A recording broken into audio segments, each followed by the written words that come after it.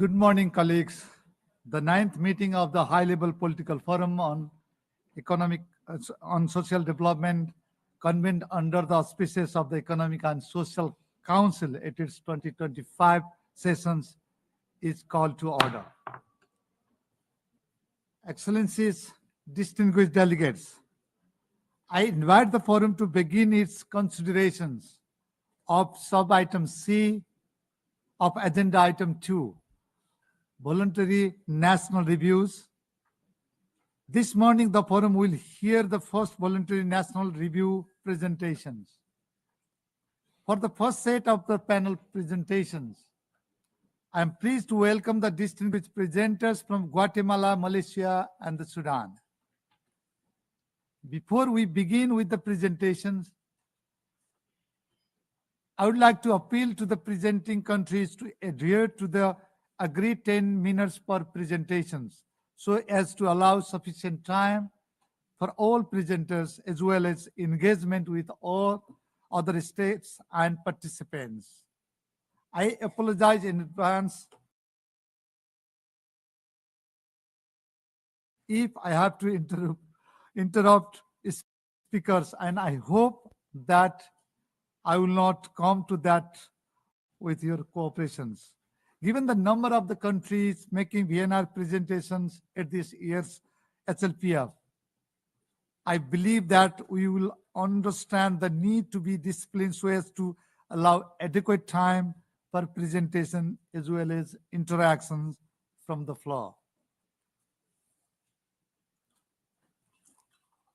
The forum will first hear the Voluntary National Review by Guatemala, and now I invite His Excellency Carlos Antonio Mendoza Alvarado, Secretary of Planning and Programming of the Presidency of Guatemala, to make a presentation. Excellency, you have the floor now. Muy buenos días. Very good morning to all of you. Thank you very much. We are going to begin with the video, which we'll see right away. Nuestra nación definida por un... We have an invaluable wealth in terms of nature, but we also are dealing with vulnerabilities such as the persistent social and economic effects of the pandemic. Despite this, the country has made great efforts in order to move forward. We would like to highlight the progress that has been made in terms of fulfilling the SDGs of the 2030 Agenda. There's been progress on the SDGs, SDG 3, good health and well-being. Maternal mortality decreased from 108 to 85 per 100,000 live births. The adolescent fertility rate dropped from 83 to 67 per 1,000 girls aged 15 to 19. We consolidated the territorial organization of health services and strengthened population and improve coverage and quality of care. SDG 5, gender equality. Guatemala rose 24 positions in the Global Gender Index. We promoted the learning level strategy with a gender perspective, protective mechanisms for victims of violence, and inclusive actions for women in access to land and decision making. SDG 8, decent work and economic growth. We promoted training and technical professional skills, offered employment scholarships, and ensured compliance of labor legislation. We advanced labor inclusion, managing 17,427 job vacancies for people with disabilities. SDG 14, life below water. We made progress in the conservation of marine coastal areas and fishery management, although there are challenges such as marine pollution. SDG 17, partnerships for the goals. Under SDG 17, with an average annual increase of more than 15%, tax revenue increased for 3 consecutive years, strengthening public debt sustainability, which is now the lowest in Central America. We strengthened international cooperation, resource mobilization, and statistical platforms. Perception of society sectors. The disability certification was approved. We see that as a step forward. I think it is very important progress in these sectors, such as ancestral. In these areas, there haven't been significant steps forward, but now they've taken into account our observations and proposals.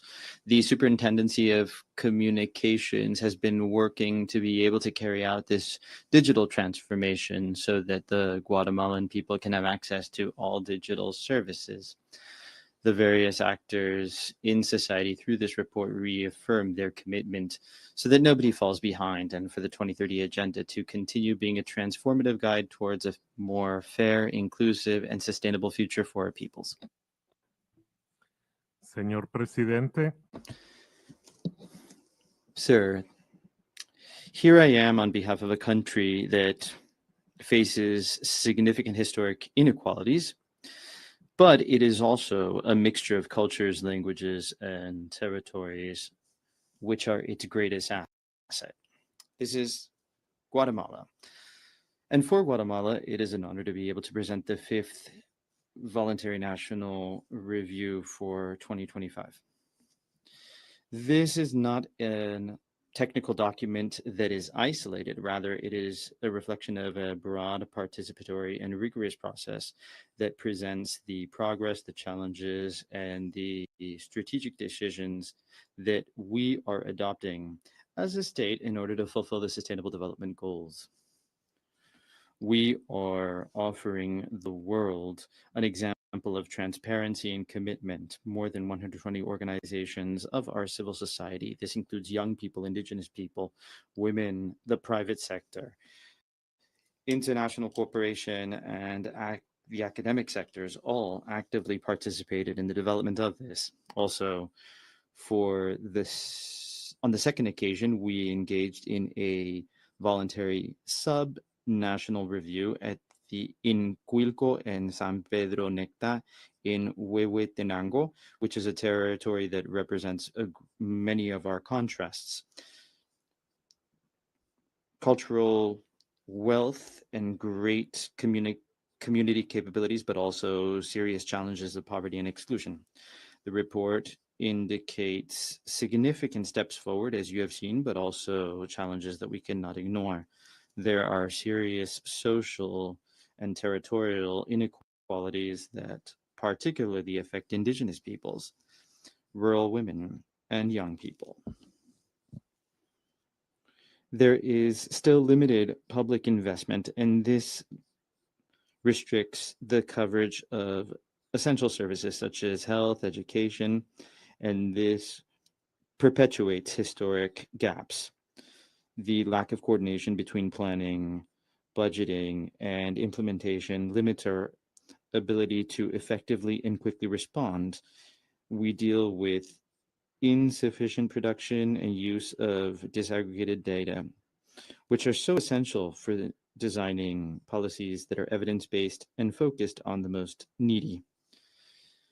Among the main conclusions of the report, we highlight that even though there has been a decrease in neonatal and maternal mortality, there have been steps backward in terms of health, gender, the wage gaps, economy, the employment, and the environment. So we need to make greater efforts in order to fulfill the goals that are established in the 2030 agenda. However, we have strengthened our public institutional framework with transparency mechanisms, social participation, and cross-sectoral efforts. We are fostering capabilities in the national planning system so that each public policy decision is based on data and the real priorities of our people. This 5th report is more than simply the presentation of results. It's an opportunity to change our present and our future. We know that we cannot resolve these problems on our own. We need genuine partnerships, institutional innovation, and the support of the international community. Guatemala reiterates today its commitment to the Sustainable Development Goals. We are going to continue overcoming the barriers of inequality, strengthening transparency, and bringing planning and public investment to our territories to attend to the needs of the most vulnerable peoples. I would now like to give the floor to the Presidential Secretary of Women in Guatemala, Dr. Ana Prudencia. Buenos días, señor presidente. Good morning, Chair, distinguished delegations. Guatemala recognizes that sustainable development will only be possible if we strengthen our advisory work to promote public policies in order to overcome structural inequalities that affect women, particularly indigenous and rural women. They have been historically excluded, but they are also leaders. They care for life and they build peace in their communities. Guatemala reiterates that we cannot achieve the 2030 agenda without the principle of equality between men and women and without the full enjoyment of individual and collective rights of indigenous people. Sustainability requires recognition of their knowledge and their territories. We are committed to promoting public policies that have a cross-sectoral and intersectional approach that respond to the various realities of our country. We promote active participation of women in all decision-making levels, and we will work so that planning and public investment can respond to the needs and aspirations of people so that sustainable development can have a human face. And it should also include the faces and the words of indigenous women. Thank you. Thank you. I think it is the perfect time. I thank the Secretary of Planning and Programming of the Presidency of Guatemala and his team for the presentations of the VNR. The forum now will hear the Voluntary National Review by the Sudan. And now I invite His Excellency Mohammad Bashar Mohammed, Under Secretary of Planning in the Ministry of Finance and Economic Planning of the Sudan, to make the presentations. Your Excellency, you have the floor now. Thank you, Chair. Honorable ladies and gentlemen, all protocol observed, a very good morning to you all. I am very much privileged and honored to deliver to you my country VNR 2025. So kindly be invited to watch a video that highlights key elements of our VNR. Please play the video.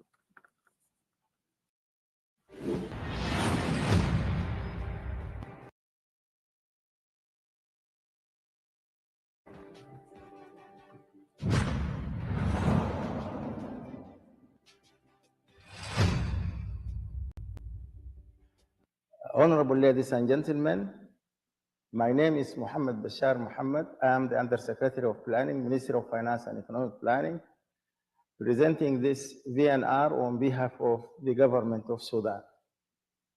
I am very much privileged to present to you today the Sudanese VNR for the year 2025. This VNR is prepared after wide consultation with different entities and organizations. Sudan's VNR 2025 is intended to review progress and has been made, the progress that has been made in the implementation of the Agenda 2030 for the period 2020-2024.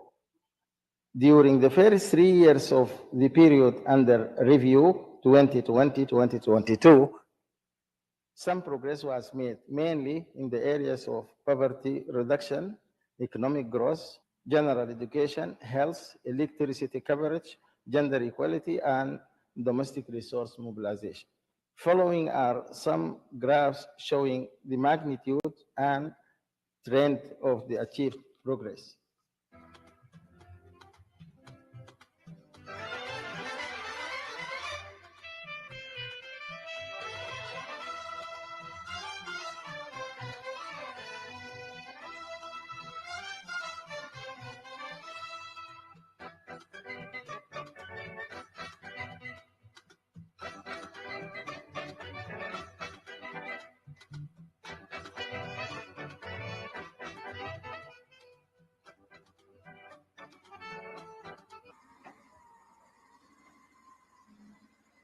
On the 15th of April 2023, the Rapid Support Forces, RSF, waged wide-scale of attacks on the army, civilians, towns, and villages. These attacks resulted in a massive destruction of all signs of life in Sudan. The conflict has led to the world's largest displacement, with 25% of the population forcibly displaced, a figure for above 12 million people. All economic activities have been disrupted. Major agricultural schemes were attacked and farmers were forced to abandon their lands. About 66% of factories were damaged. 49% of bank branches were looted. All markets in the capital city, Khartoum, were destroyed and burned to the ground. Unemployment rate surged from 20% in the year 2020 to 47% in the year 2024. 30% of health facilities have been destroyed. Central medical supplies stores were looted. Vaccine chains of cooling system were destroyed. Over 90% of school-age children are out of schools for 2 years. Water stations and treatment plants, electricity generation, distribution, and transmission facilities were damaged by drones. Use of weapons and explosives in residential areas and destruction of specialized laboratories have increased toxic waste and polluted water and a wide spread of air pollution. All museums have been destroyed and looted. It is evident from the above that these attacks stalled all the progress made towards achieving the SDGs and in fact erased any gains achieved in the previous years. The efforts were divided between 4 main entities in a coordinated manner. Number 1, the federal government. The federal government reclaimed the public system, enabled Sudan to restore economic activity and stability. Agricultural inputs were provided, which led to a substantial increase in output, especially food production. Resumption of the provision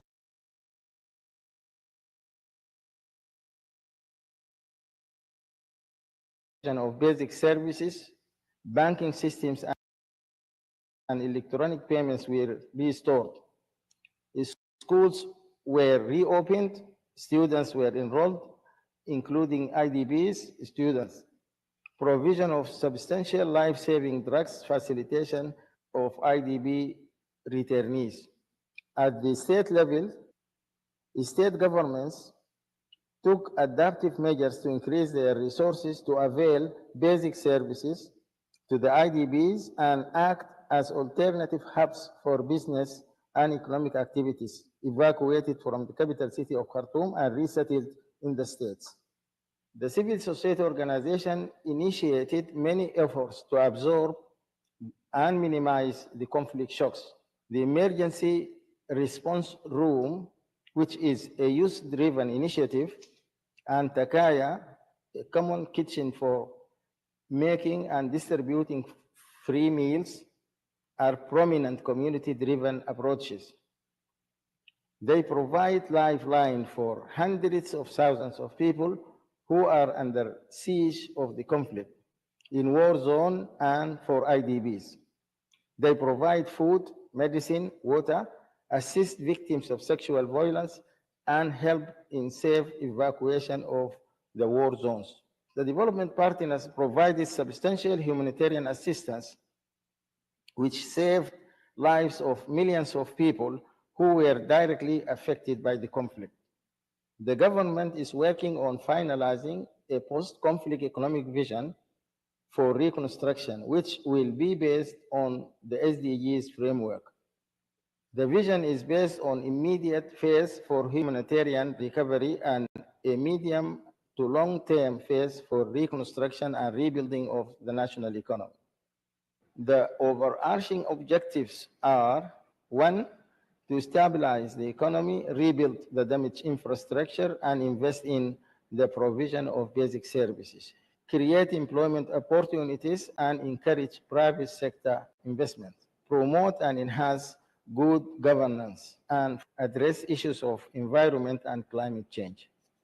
It is clear this vision will put the SDGs back on track. The destruction of the economic base, namely the damage of the private sector, has limited sizable tax revenue increases.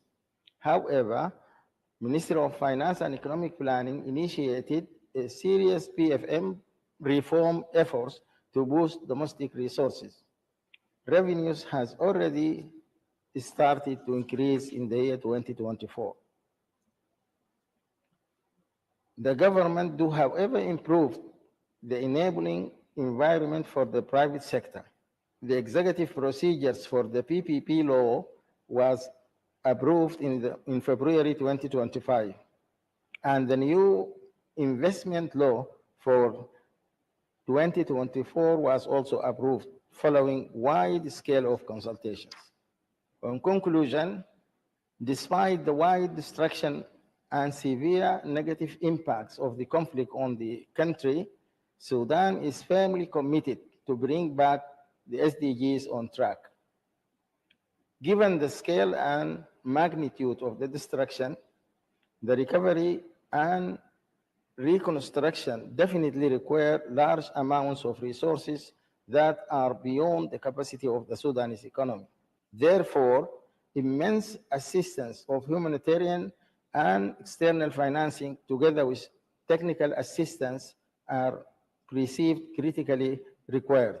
Sudan is also looking forward to the international community to lift the suspension on the HIPEX process that started in the year 2021 to enable the mobilization of external concessional resources for the benefit of the SDGs. Thank you so much.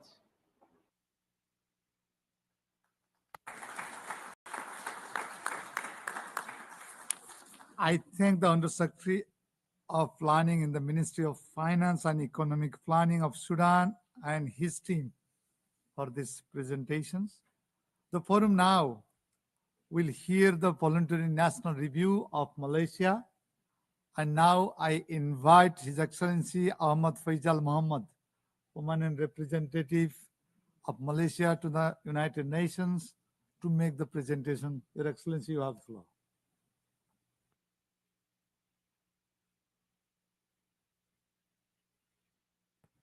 Thank you. We begin with Malaysia, a video an upper middle presentation. income country in Southeast Asia, is home to a vibrant, multi-society, rich in culture and mega-diversity. Its development is guided by Madani, a visionary policy framework aligned with the Sustainable Development Goals. Malaysia's path toward becoming a sustainable, prosperous, and high-income nation is shaped by the 12th Malaysia Plan and its midterm review.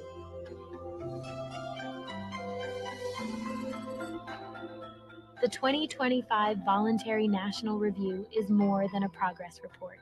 It's a reflection of a whole-of-nation commitment to sustainable development. At the heart of Malaysia's development priorities are its people, ensuring continuous improvements in the quality of life for all Malaysians.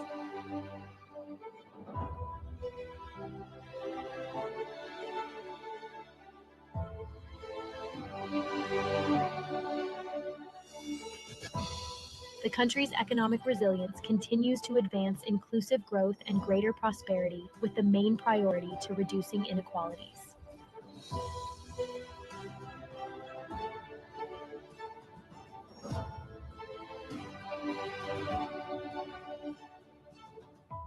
Malaysia also stands poised to address the triple planetary crisis through strategic frameworks and nationwide initiatives.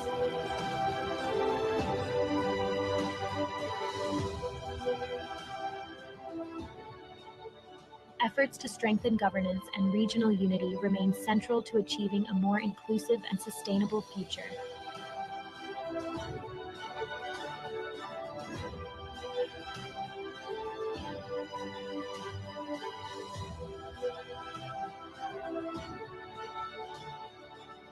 As the 13th Malaysia Plan approaches, it marks the final phase of the nation's SDG implementation in meeting the 2030 agenda. Malaysia's journey towards a high-income nation is anchored in people-centric development, underpinned by unity, purposeful, and sustainable action for the future. The nation remains steadfast in its commitment to deliver the 2030 Agenda for Sustainable Development.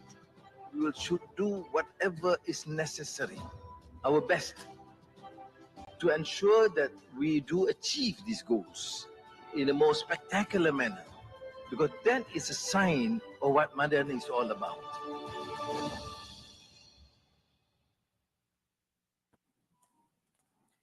Thank you. Excellencies, distinguished delegates, ladies and gentlemen, good morning. I am Ahmad Faisal Muhammad, Permanent Representative of Malaysia to the United Nations, and I will be presenting the VNR report on behalf of Malaysia. The VNR represents our commitment and vision for a Malaysia that is inclusive, resilient, and sustainable. Malaysia's third VNR covers all 17 SDGs for the first time and has been developed through a whole of nation and data-driven approach. This helped to ensure that the VNR continues to be guided by inclusive, science and evidence-based solutions, ensuring no one is left behind. A governance structure comprising government and non-government representatives led the review process. Malaysia's SDG progress aligns with the current priorities and principles of the current government, known as Economy Madani. It represents the national development philosophy for an inclusive and sustainable Malaysia. Multiple SDG progress enablers are in place, including SDG financing, of which SDG Link Sukuk is an example, as well as partnerships such as the Malaysia-UN SDG Trust Fund. Malaysia has made significant progress across the 5 thematic areas. Poverty has declined from 8.4% in 2020 to 6.2% in 2022. Unemployment dropped to 3% in April 2025. Forest cover remains above 50%, and Malaysia moved up to Tier 2 in the US TIP report. Analysis suggests that we are on track to meet 43% of SDG targets by 2030, showing that the country is heading in the right direction. Preliminary analysis based on 2023 data, in fact, suggests that progress can be raised to 49%. In addition, if we exclude data which are not applicable and not available, Malaysia is 59% on track to achieve the SDG target. Over the next few slides, I will share key highlights for each thematic area. The first is the people pillar. Under the people pillar, Malaysia has achieved a decline in maternal mortality rate from 68.2 per 100,000 live birth in 2021 to 25.7 per 100,000 live birth in 2022. Data shows that women now occupy 1 in 4 of the managerial positions in the country. 4 of Malaysia's local universities are also ranked in the top 100 impact rankings for SDG. Moving forward, the country is committed to improving disaggregated data, inclusive policymaking, and cross-agency support for vulnerable groups. Under the prosperity pillar, we believe in a whole-of-nation approach that invites public participation. 15 voluntary local reviews were published by 2024, with 29 more scheduled this year. We have continued the development of high-growth, high-value industries, including the opening of the Johor-Singapore Special Economic Zone and reforms to strengthen our fiscal position. Moving forward, Malaysia will focus on tackling underemployment as well as reduce income and regional gaps. Under the planet pillar, Malaysia is addressing the triple planetary crisis proactively.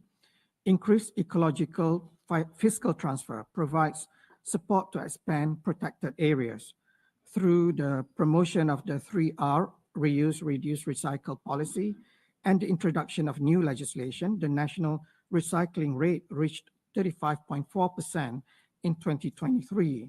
Moving forward, Malaysia will advance holistic and integrated approaches to address planetary challenges. As regard to the peace pillar, Malaysia's governance gains are tangible and measurable. We are now ranked 10th globally on the Global Peace Index and has moved from Tier 3 to Tier 2 in the TIP report. New legislation and policies such as Parliamentary Services Act and National Children's Policy signal our continued efforts to strengthen institutions. Moving forward, Malaysia will continue strengthening good governance and institutions, as well as enhancing access to information and human rights. Partnership pillar, Malaysia continues to lead regionally and globally.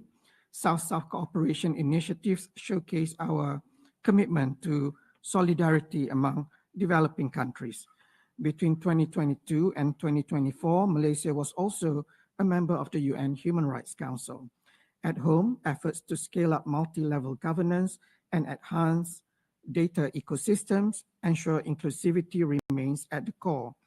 The country efforts in open data has been internationally recognized by being ranked first place in the Open Data Inventory score by the Open Data Watch organization. We will continue strengthening partnerships and multi-level governance for SDG implementation. Challenges. Malaysia's SDG implementation faces persistent challenges. Inequalities persist across education, infrastructure, and basic services, while the labor market continues to face challenges. Climate risks and social impacts of the green transition are intensifying. Institutional fragmentation risks effective policy delivery, and data coordination can be enhanced to overcome duplication.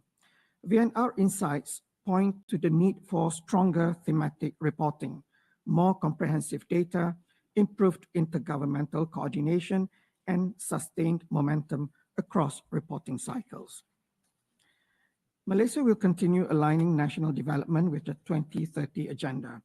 Guided by the 13 Malaysia Plan, we will prioritize human capital, inclusive economic growth, equitable green transition, good governance, and data-driven partnerships.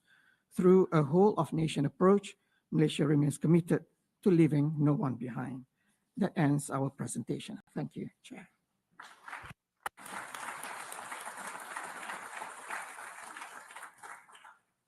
I thank the permanent representative of Malaysia to the United Nations and his team for the presentations of its VNR.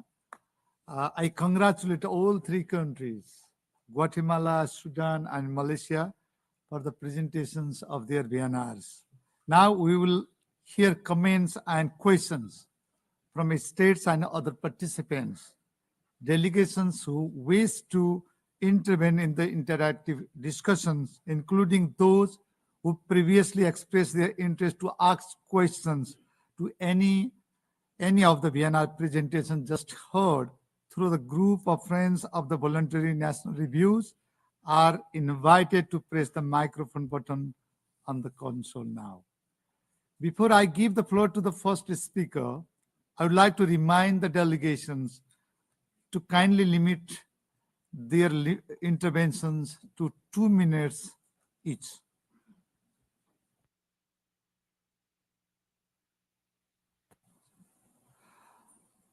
Now I give the floor to the distinguished representative of Morocco. Thank you very much, Mr. President. First of all, I would like to congratulate warmly all the presenters of this first VNR panel of HLP 2025, namely Guatemala, Malaysia, and Sudan. I would like to extend my heartfelt congratulations to His Excellency Mohammed Bashar Mohammed and the Secretary of Planning at the Ministry of Finance and Economic Planning of the Republic of Sudan for the successful presentation of Sudan's Voluntary National Review. at the 2025 High-Level Political Forum on Sustainable Development. This achievement reflects not only Sudan's steadfast commitment to the 2030 Agenda, but also the tireless effort of its national planning institutions in advancing inclusive and sustainable development despite the war that is taking place and the situation taking place in Sudan. The clarity, depth, and strategic vision embodied in the VNR presentation are a testament of your dedication and your leadership. My question is, can you shed light further on what measures and resilience strategies has the state adopted to continue the path of sustainable development during the war? I thank you very much, Mr. President. I thank His Excellency, the Permanent Representative of Morocco. Now I give the floor to the distinguished representative of Switzerland to be followed by India. Switzerland, you have the floor. Thank you, Mr. Chairman, and congratulations to all presenters. Thank you very much to Sudan, Malaysia, and Guatemala for their insightful VNRs and presentations. My question goes to Guatemala. In the spirit of our shared commitment to the 2030 Agenda, Switzerland would appreciate learning more about the institutional frameworks or mechanisms the government of Guatemala is considering to increase the likelihood that also future administrations will remain engaged in advancing and consolidating the progress achieved to date towards the Sustainable Development Goals. Thank you very much. I thank the distinguished representative of Switzerland. Now I give the floor to the distinguished representative of India to be followed by Czechia. India, you have the floor. I congratulate all the three countries for presenting their VNR successfully. My question goes to Malaysia. It is noted that Malaysia has strongly aligned SDGs in the national development process. What are the key factors that contribute to this result? Thank you. I thank the distinguished representative of India. Now I give the floor to the distinguished representative of Czechia to be followed by NGO Major Group. Czechia, you have the floor. Mr. President, Your Excellencies, ladies and gentlemen, first of all, I would like to congratulate to the Voluntary National Reports to all three presenting countries, and especially for their achievements, because it's very difficult in those turbulent times. Secondly, I would like to ask Guatemala, what interventions did the government implement that could have contributed to reducing maternal mortality and adolescent fertility, and what actions are needed to expand them and ensure equitable access to health services, especially in rural areas and among indigenous people. Thank you. I thank the distinguished representative of Czechia. Now I give the floor to the distinguished representative of NGO Major Group to be followed by Dominican Republic. Gracias. Thank you. Guatemala deals with significant structural challenges that limit the progress towards the SDGs of the 2030 Agenda. Persistent factors such as corruption, institutional weakness, and exclusion of vulnerable sectors. Civil society highlights the urgent need to visualize realities that are outside of the official reports. On the SDG 3, there are serious issues regarding to the abandonment of health, particularly mental health, and high levels of malnutrition. In 2024, 83 children died because of malnutrition, despite the increase in the budget for this. Why have we not been able to improve nutrition in the country? Regarding 5, we are still facing challenges of structural inequality that women have to deal with because the ILO Convention 129 has not been approved. What is the percentage of the budget for women in these matters?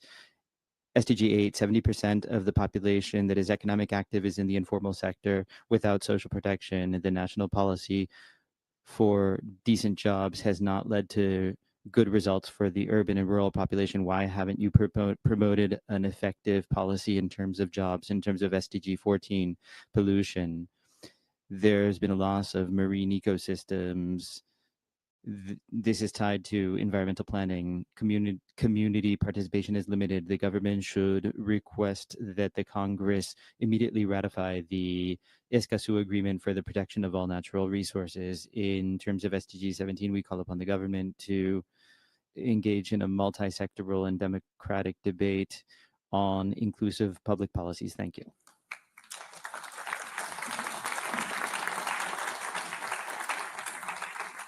I thank the distinguished representative of NGO Major Group. Now I give the floor to the distinguished representative of Dominican Republic, to be followed by Lesotho. Dominican Republic, you have the floor now. Muchas gracias. Thank you very much, President. We commend Sudan, Malaysia, and Guatemala for the effort of presenting their voluntary national reports. The Planning Secretary of the Presidency of Guatemala, Mr. Mendoza, friends, we would like to particularly commend Guatemala for its 5th National Voluntary Report, which shows its leadership in the region regarding transparency and the adoption of the 2030 Agenda. We would also like to recognize the important progress that has been made in achieving the sustainable development and well-being for their population. We have a question focused on the financial strategies that could facilitate inclusive economic development that's sustainable in Guatemala. Particularly, what are the financing mechanisms that could strengthen investment for decent work and sustainable economic growth, considering the fiscal challenges that Guatemala faces like other countries? Thank you. I thank the distinguished representative of Dominican Republic. Now I give the floor to the distinguished representative of Lesotho, to be followed by Asia Pacific Regional CSO Engagement Mechanism. Now I give the Lesotho, you have the floor now. Thank you, Mr. President, for giving me the floor. The Kingdom of Lesotho congratulates all the 3 countries that have just presented their VNRs. We particularly commend Malaysia for a well-articulated presentation with clear pillar reviews. We are also impressed to note that Malaysia is on track to achieve at least 43% of its SDG targets by 2030. Having said that, and noting that Malaysia has shown strong national level progress in its VNR, our question to them would be, what are some specific examples of SDG initiatives carried out at the regional, state, and local levels? I thank you, Mr. President.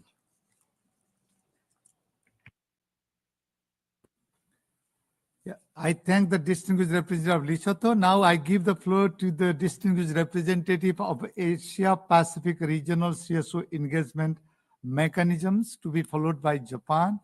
And Asia Pacific Regional CSO Engagement Mechanism, you have the floor now. This is the collaborative statement of CSO representatives in Malaysia.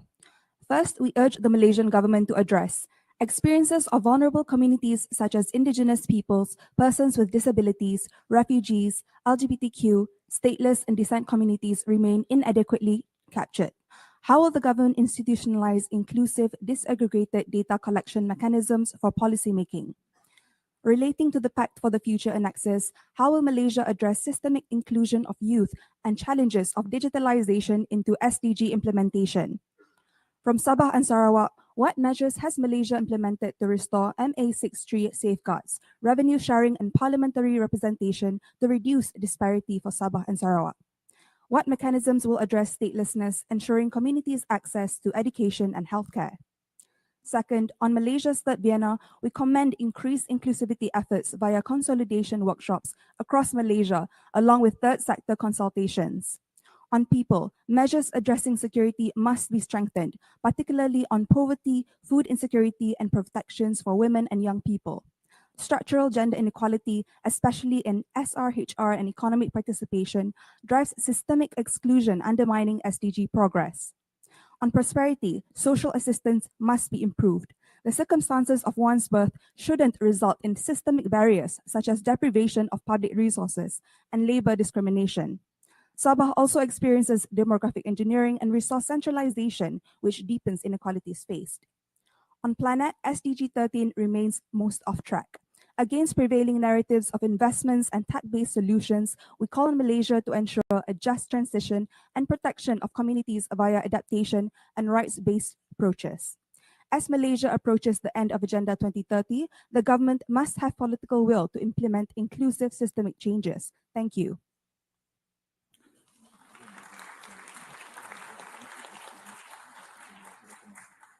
I thank the distinguished representative of Asia Pacific Regional CSO Engagement Mechanisms. Now I give the floor to distinguished representative of Japan to be followed by United Republic Tanzania. Japan, you have the floor. Muchas gracias, señor presidente. Thank you very much, sir. Japan would like to ask a question to the distinguished delegation of Guatemala.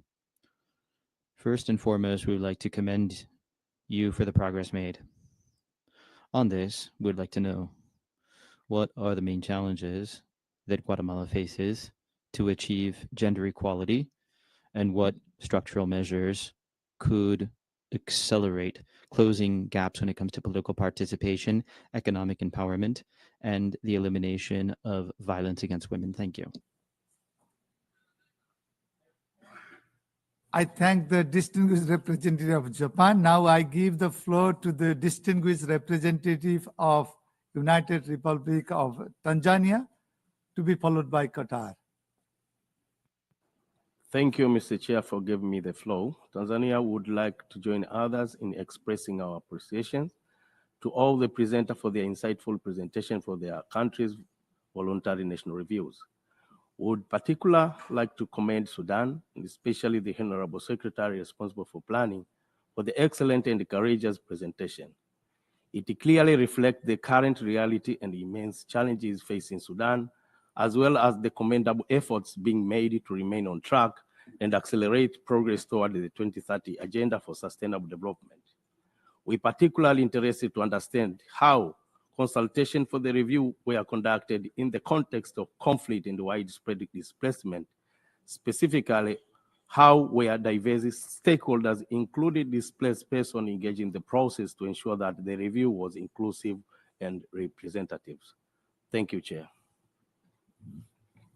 I thank the distinguished representative of United Republic of Tanzania. Now I give the floor to the distinguished representative of Qatar to be followed by Botswana. Qatar, you have the floor. Thank you, Chairman, and congratulations on presenting your VNRs. Thanks for the great presentations this morning. My question is to Malaysia, and the question is, Malaysia's VNR 2025 is the third VNR report which reviewed 17 goals. It is Malaysia's substantive VNR produced to date. Can you share what are the best practice carried out in the VNR process with us? Thank you. I thank the distinguished representative of Qatar. Now I give the floor to the distinguished representative of Botswana to be followed by Major Group for Children and Youth. Botswana, you have the floor. Thank you very much, Mr. President and distinguished delegates, and congratulations to the three presenters. Noting the importance of disaggregated data for monitoring and reporting, my question goes to Guatemala to say that what are the data sources that are available, as well as the statistical platforms relating to inform that are informing decision making. Thank you. I thank the distinguished representative of Botswana. Now I give the floor to the distinguished representative of Major Group for Children and Youth. Thank you, Mr. President. I speak today in my capacity as a representative of the Major Group for Children and Youth. In 2019, the world witnessed a moment of profound hope as Sudan began a transition towards democratic governance and sustainable development. Today, however, we remain deeply alarmed by the political instability and armed conflict that have resulted in nearly 8.6 million internally displaced persons and 13 million forced to flee the nation. For children and youth, the consequences are devastating. A generation uprooted, their futures held hostage by war. As we review Sudan's VNR, we underscore the importance of transparency, inclusion, and accountability. Paragraphs 79 and 84 of the 2030 Agenda emphasize that VNRs must be country-led and involve multiple stakeholders, including indigenous peoples, civil society, and persons with disabilities. A national review must reflect the lived realities of all Sudanese. This year's in-depth review reminds us that sustainable development is not possible without peace, justice, and institutions that protect the rights and dignity of all. There's no meaningful path to health, gender equality, or equitable labor opportunities or global partnership while conflict and displacement continue to define daily life. Development does not happen in a vacuum. We reaffirm our commitment to the children and youth of Sudan who peacefully advocate, often at great personal risk, for human rights, democratic governance, and a future rooted in peace and opportunity. Their courage must not go unnoticed, and their voices must be heard. Thank you, Mr. President.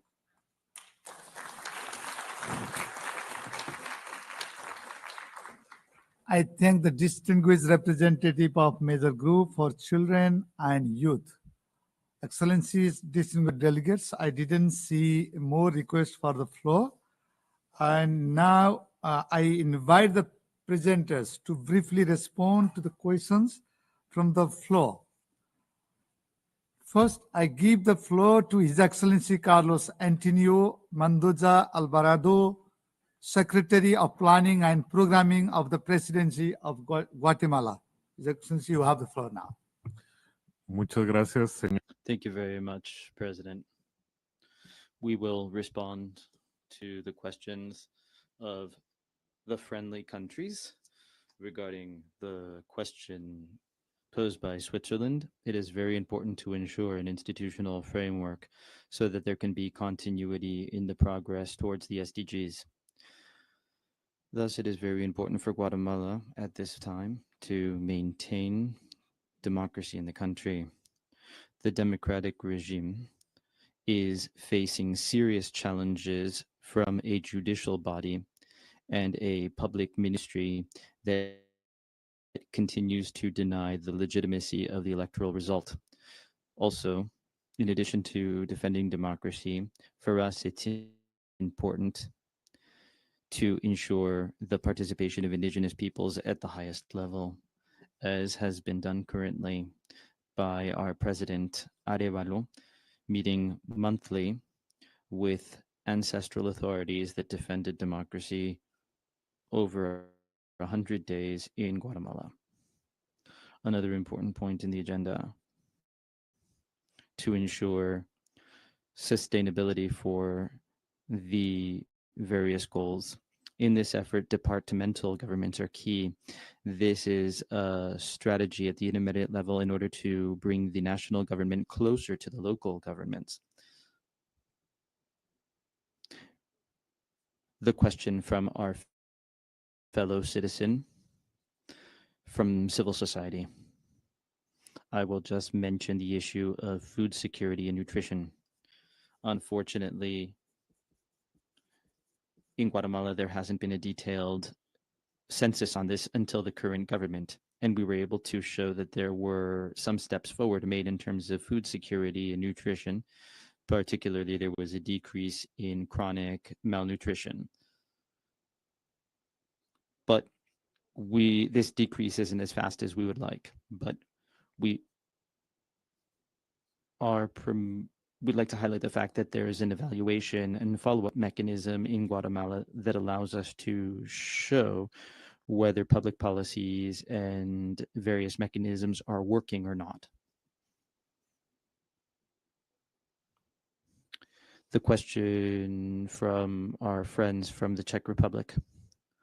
Guatemala has made significant progress in reducing maternal mortality as well as adolescent pregnancies.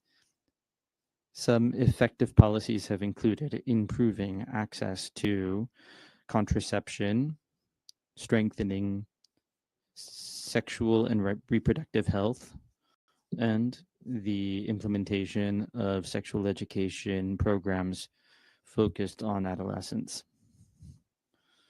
On the question posed by our friends from the Dominican Republic regarding financing mechanisms, Guatemala has managed to improve tax collection over 3 years consistently, but we have the challenge to continue mobilizing resources for private investment, productive efforts, and labor efforts, and we also need to ensure the effective use of public resources that are available so that they have greater impact in terms of jobs and economic development. Likewise, we would like to gain access to more international funding in order to support entrepreneurship and innovation. Finally, I would like to answer the question posed by Botswana. Our main data sources are surveys, census, and administrative records. I will now give the floor to the Presidential Secretary on Women, Dr. Lopez, so that she can respond to the questions regarding gender equality. Muchas gracias. Thank you. The Czech Republic's question. Guatemala first launched significant efforts to promote public policies to decrease maternal mortality and adolescent pregnancies. Some efforts include, first, improving access to contraception, improving sexual and reproductive health services, sexual education programs for adolescents. There are still problems of inequality in indigenous areas, so we are proposing an intervention through health centers and hospitals that should be accessible and well equipped. We are also planning to train and hire more medical personnel, particularly indigenous people, for specialized care with the cultural focus, ensuring access to medicine and quality services for the entire population. We are also promoting ancestral medicine for indigenous communities.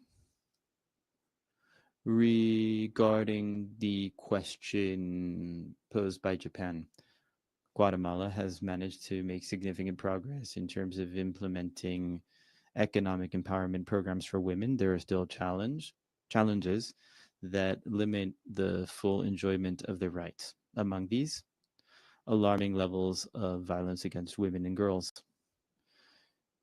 a lack of representation of women in decision-making bodies, particularly indigenous women suffer from this. Inequality in access to jobs, income, and economic opportunities, particularly in rural areas or in indigenous territories.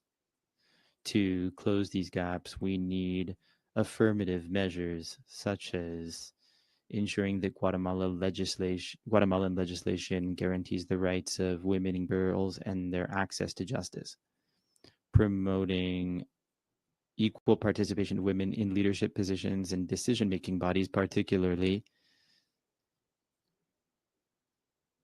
we must regulate parity in political parties. The Congress has been working on this for many years. We also plan on giving advice to women so that they can gain access to decent jobs. We are focusing particularly on rural areas, which is important for economic empowerment. Regarding finance mechanisms for women, we are promoting public and private investments in productive projects, infrastructure, and job training, thus decreasing fiscal pressure. We are also going to promote greater access to jobs and economic development. We want to recognize the economic contribution of women, such as, for example, the work of domestic workers, female farmers. We want working to access more financing for jobs and innovation among young people. Thank you. I thank His Excellency Carlos Antonio Mendoza Calvarados, Secretary of Planning and Programming of the Presidency of Guatemala, and his team. Now I give the floor to His Excellency Mohammad Bashar Mohammed, Under Secretary of Planning in the Ministry of Finance and Economic Planning of the Sudan, to respond to the questions raised from the floor. Excellency, you have the floor. Thank you, Chair. First of all, I thank very much the distinguished representative of Morocco and the distinguished representative of Tanzania for their questions concerning our VNR. First, I will start with the question of my friend from Morocco. Despite the large scale of destruction and the severe negative impacts of the conflict on the country, yet Sudan is firmly committed to bring back SDGs on track. So far, efforts to do so were divided into 4 levels. Reorganize a temporary administrative capital at the city of Port Sudan, and we start to bring back the operations in the different government ministries and departments, and to provide some basic services and to gain some level of stability. So we provide some agricultural inputs for the farmers in safe places in the unaffected states. As you know, Sudan is a big country. We are about 18 different states, each of which is we started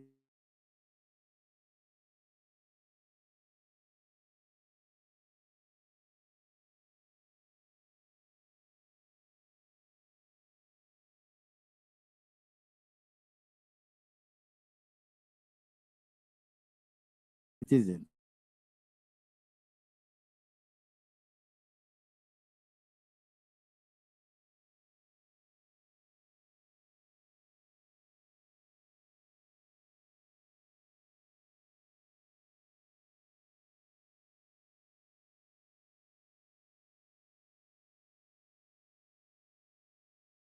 And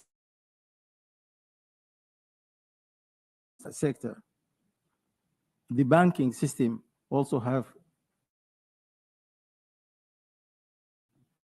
helped us to make more. To 2024, almost most of the states that are not affected directly by the war are being back to normal, although they are having more burden by the IDPs. On the subnational level,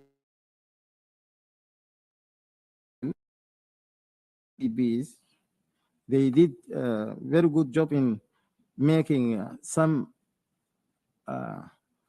improvement in their fiscal space to absorb these IDPs and to provide the basic services for them and for their citizens. Also, these states act as alternative hubs for the businesses and the economic activities that has been evacuated from the central city of Khartoum. On the civil society level, as has been said in the video, we have 2 main social organizations that has provided services to the needy in this, or those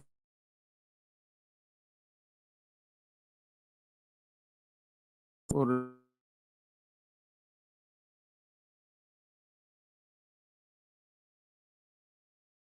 the water, medicines,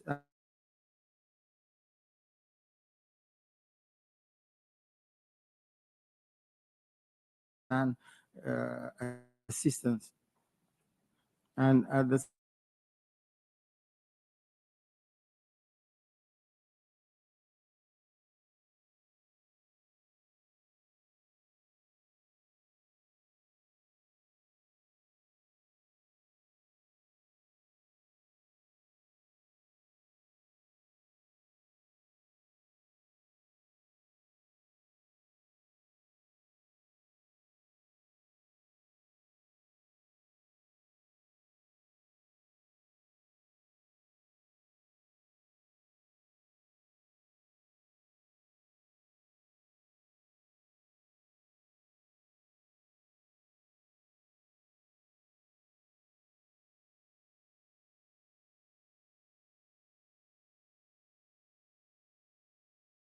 Fourth level is the international community, millions of people, and we thank Excellencies, distinguished delegates. For the second set of panel presentations, I am pleased to welcome the distinguished presenters from Angola, Kyrgyzstan, and St. Lucia. Before we begin with the presentations, I would like to appeal to the presenting countries to adhere to the agreed 10 minutes for presentations so as to allow sufficient time for the presenters as well as engagement with other states and participants. Again, I apologize in advance if I have to interrupt speakers, and I hope that situation will not come. Given the number of countries making VNR presentations at this year's HLPF, I believe that we all understand the need to be disciplined to allow the adequate time for presentations as well as interactions from the floor. With this, the forum will first hear the Voluntary National Review by Kyrgyzstan. I now invite His Excellency Bakit Sidikov, Minister of Economy and Commerce of Kyrgyzstan, to make a presentation. Your Excellency, you have the floor. Thank you, Mr. President, distinguished delegates, friends, and colleagues. On behalf of the Kyrgyz Republic, I would like to express our deepest gratitude for the opportunity to participate in this high-level event. It is a great honor for the country to present our second Voluntary National Review at this year's high-level political forum. The Kyrgyz Republic views the 2030 Agenda for Sustainable Development as a guiding framework for national development planning and policy making. Over the past years, the country has demonstrated strong political commitment and undertaken concrete reforms across a range of sectors, from social protection and healthcare to digital transformation and climate action. The preparation of the second Voluntary National Review covered 16 out of the 17 SDGs and was informed by an inclusive and participatory process. It engaged national and local government institutions, civil society organizations, and development partners. Following the economic contraction triggered by the COVID-19 pandemic, the Kyrgyz Republic has demonstrated a steady recovery since 2022. Over the last 3 years, the country has been growing by 9% annually on average, while the nominal GDP has doubled as compared to 2021. The budget size, the government sector budget, has tripled. A new labor code was adopted to strengthen the protection of workers' rights. Youth internships, entrepreneur initiatives, and employment programs have been supported through grant-based financing mechanisms.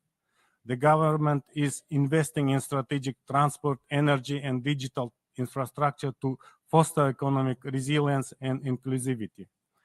Major initiatives are underway to reduce transport and logistic isolation, promote the development of industrial clusters, and support small and medium-sized enterprises.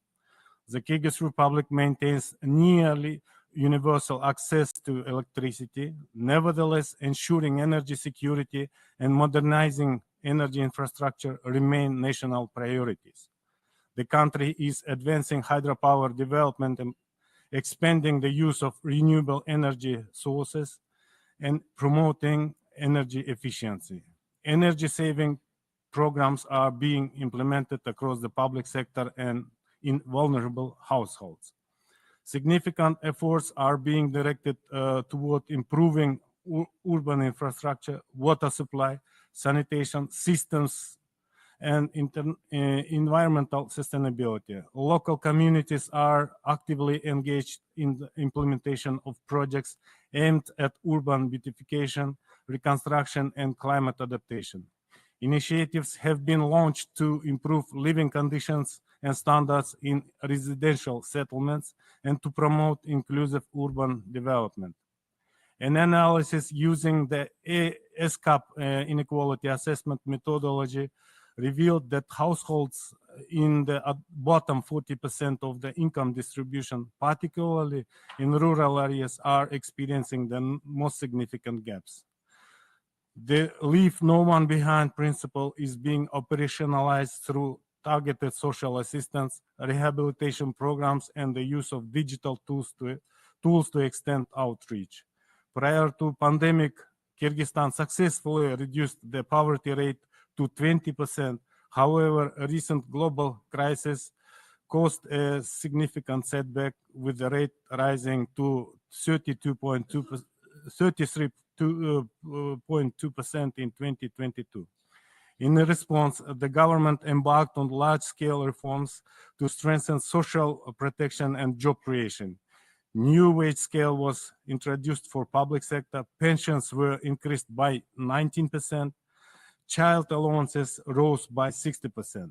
Besides, the social contract program led over 35,000 poor households, of which nearly 2,800 people are with disabilities, to start businesses.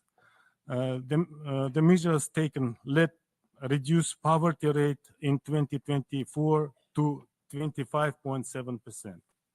While food self-sufficiency is high for key staples such as potatoes, milk, and vegetables, import dependence remains significant. The agriculture sector is being modernized through digitalization, sustainable farming practices, and preservation of genetic resources, with the number of registered crop varieties and hybrids nearly doubling since 2017.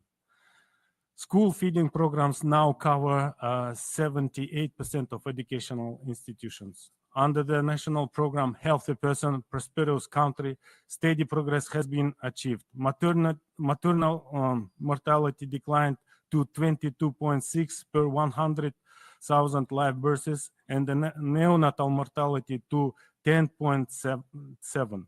Kyrgyzstan provides free and compulsory education. Recent efforts have focused on expanding access to early childhood education, improving teacher qualification, and digitalizing the learning process.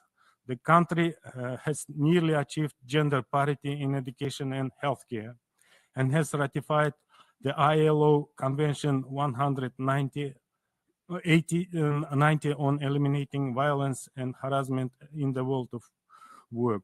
Women's representation in local self-government bodies is gradually increasing, and digital initiatives are improving women's access to ICT.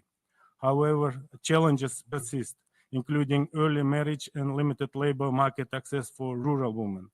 The Kyrgyz Republic has significantly increased recognition of the fundamental role of environmental protection and climate resilience in sustainable development. Access to drinking water and basic sanitation has improved, particularly in rural areas, up to 95.4%. Programs for rehabilitating water infrastructure and advancing alongside initiatives to promote the efficient and sustainable use of water resources. Climate resilience is being strengthened through water-saving technologies and targeted adaptation measures. The government has committed to building a green economy. Efforts are underway to reduce waste generation, promote organic agriculture, and improve resource efficiency. The share of organically certified farmland is targeted to grow from current 1% to sevenfold by 2030. Despite its low share of global emission, Kyrgyzstan has pledged to achieve carbon neutrality by 2050. A national adaptation plan has been developed, and the legal framework for climate policy is being strengthened.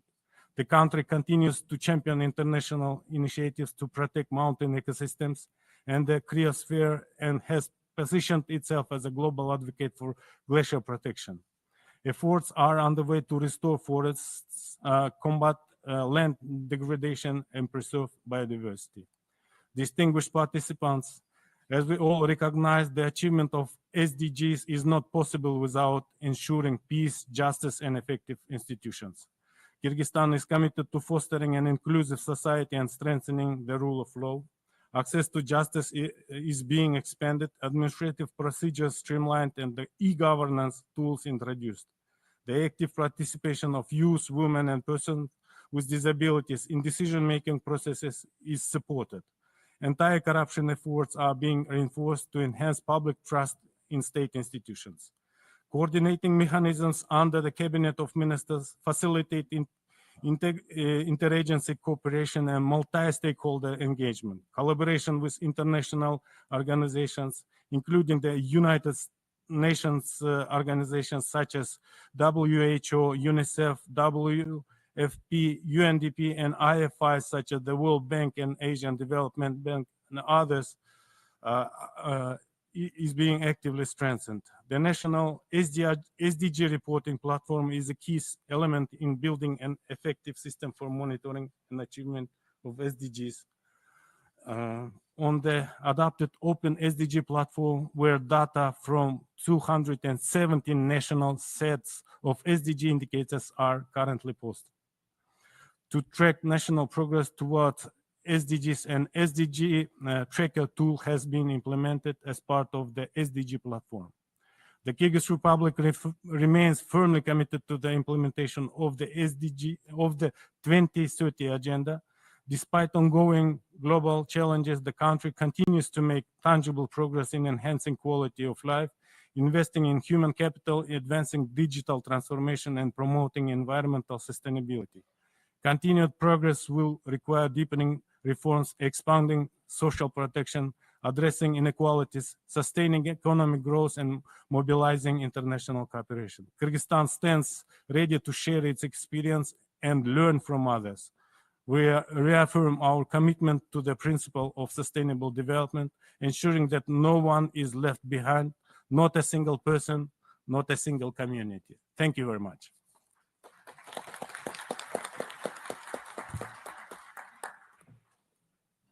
I thank the Minister of Economy and Commerce of Kyrgyzstan and his team for this very comprehensive and insightful presentation of VNR. Now the forum will hear the Voluntary National Review by St. Lucia. I invite His Excellency Sound Edward, Minister of Education, Sustainable Development, Innovation, Science, Technology, and Vocational Training of St. Lucia to make the presentation. Your Excellency, you have the floor. Thank you, Mr. President. Excellencies, distinguished delegates, ladies and gentlemen. It is an honor to address this forum on behalf of the government and people of St. Lucia as Minister with responsibility for education, sustainable development, innovation, science, technology, and vocational training. St. Lucia reaffirms its unwavering commitment to the 2030 Agenda for Sustainable Development and presents our second VNR report centered around the 3 dimensions of sustainable development and the 5 core dimensions that guide the SDGs, while highlighting a few of our civil society success stories. The government of St. Lucia continues to make progress towards the attainment of the SDGs, utilizing a whole of society approach, one in which the diversity of our rich culture and traditions are celebrated while simultaneously promoting voluntarism and togetherness.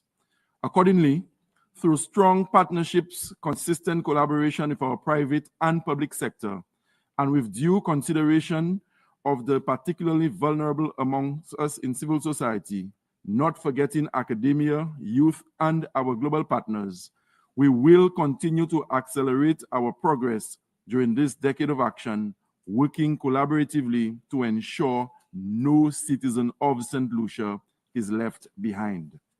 Our accountability is showcased in our medium-term development strategy, 2021 to 2026, continued from its predecessor by embedding the SDGs within the national planning framework, which features a resilient society guided by the theme Nutut Assam, which translates to "We are all in it together." We will continue to build on the gains we made on environmental sustainability over the years through strengthened institutional coordination and collaboration and adoption of priority policy instruments, including on climate change, oceans, biodiversity, energy, chemicals, and sustainable consumption and production. Our people are the heartbeat of our nation. Therefore, advancing social sustainability remains absolutely critical to the government and people of St. Lucia. We have a population of 180,000 people, the majority of whom enjoy a decent standard of living. With health being one of the pillars of our medium-term development strategy, we have made significant strides in the areas of disease control, health service delivery, and health infrastructure. As health sector reform accelerates, our citizens can look forward to continued improved access to modern healthcare services for a better quality of life. Quality education is one of the key elements in promoting social and human capital resilience. We enjoy gains from universal primary and secondary education and are on the verge of rolling out a comprehensive universal early childhood education program. We remain focused on advancing special needs education and technical and vocational education and training TVET, ensuring that job seekers are well trained with the relevant skills and knowledge to meet the demands of the job market. Our new Domestic Violence Act has propelled our nation towards gender inclusion and sensitivity as an integral aspect of our national development drive. We have enhanced our gender-responsive approach to development, and this is clearly articulated as a cross-cutting thematic area in our medium-term development strategy. Additionally, we have developed our National Adaptation Plan and sectoral plans with a gender-inclusive focus. However, we do have gender disparities that exist in areas such as education and employment. Post-secondary enrollment rates are higher for girls compared to boys, while the unemployment rate in the last 15 years is higher amongst females than males. A prosperous nation is a clear indication of economic sustainability and is one of the main goals of the government of St. Lucia. We have focused on strengthening our economic sector and enhancing and promoting our micro, medium, and small enterprises.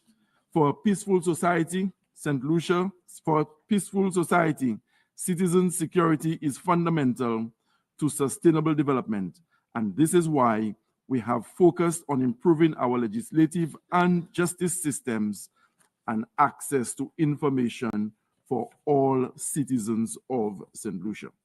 We continue to partner with youth and civil society organizations, establishing long-standing and mutually beneficial relationships to ensure that all our citizens can contribute meaningfully to St. Lucia's sustainable development. We are pleased to showcase some exciting work being done on the ground. I am proud to introduce our civil society success stories in their own words. I invite you to view a video now.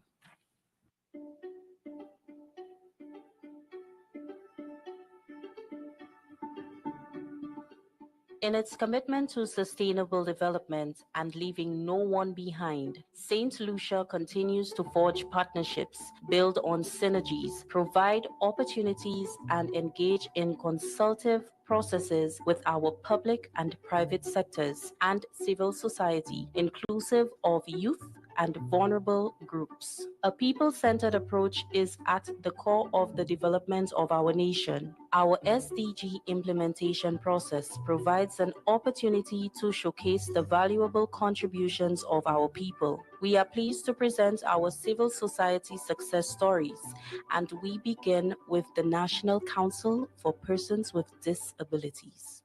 In addition to our advocacy, we believe in action, in actually implementing programs and providing our members with a tangible means of empowering themselves and in not just participating, but in leading in society. in our aquaponics facility, owned and operated by persons with disabilities, we have a project where inclusion meets innovation. At this facility, we highlight the SDGs of no poverty, zero hunger, gender equality, decent work and economic growth, and reduced inequalities. So this aquaponics facility was intended to equip persons with disabilities with the skills that they needed to lead in the green economy and climate smart, resilient agriculture. In our quest to facilitate and promote gender equality, social inclusion, decent work, and viable livelihoods in local industries, we present the story of Anne Marie. I opted to go into hydroponics. With climate change, we have a reduction in rainfall, so at least I'm making the more efficient use of the water that I have. So I have a closed system, so the water is recycled, and I change every two months. So at least there's some conservation of water, no damage to the environment because there's no chemical in the water, so your microorganisms in the soil not affected, no runoff into our rivers to contaminate and to affect the marine life. We love to see our people thrive, surpassing national boundaries, infiltrating regional and international markets. Meet Jeg, one of our successful local entrepreneurs. But my group was more stewards of the mangrove and using it for sustainable livelihoods. Part of what I do of my success is being part of that group, and we actually go into beekeeping as part of the diversify for the sustainable of the use of especially the Makote mangrove or the importance of it, and that's where we base. So that's what we actually do now, is moving from not limited charcoal making and then move into CMOS and deep and honey production in the area. So the CMOS farming will create a nursery for juvenile fish crustacean. All of the fishermen can be gained. And actually, because of carbon, the amount of carbon in the atmosphere, we try to limit the amount of carbon because a lot of the members, that's their livelihood. So if they move into something where they could still get the same income from doing alternatives, they get less on the carbon, that'll be better for us. So we try and move out from one to the next. Community and rural development are essential to our growth. We present to you Diane. Donation Foundation is actually an organization that works within the communities and, of course, the rural areas. One of the things that we believe in is partnership for the goals, which is SDG number 17. As no organization, no country, no government can do everything alone. We are in the community, we are on the grounds working in reference to the social ills we see in happening in society, the poverty, the youth, the elderly. We contribute basically to every single thing where there is a need and our service is required. We continue to partner with our civil society and especially encourage our youth to actively participate in planning and policy development, capacity building, and awareness raising. They are already serving as the leaders of today.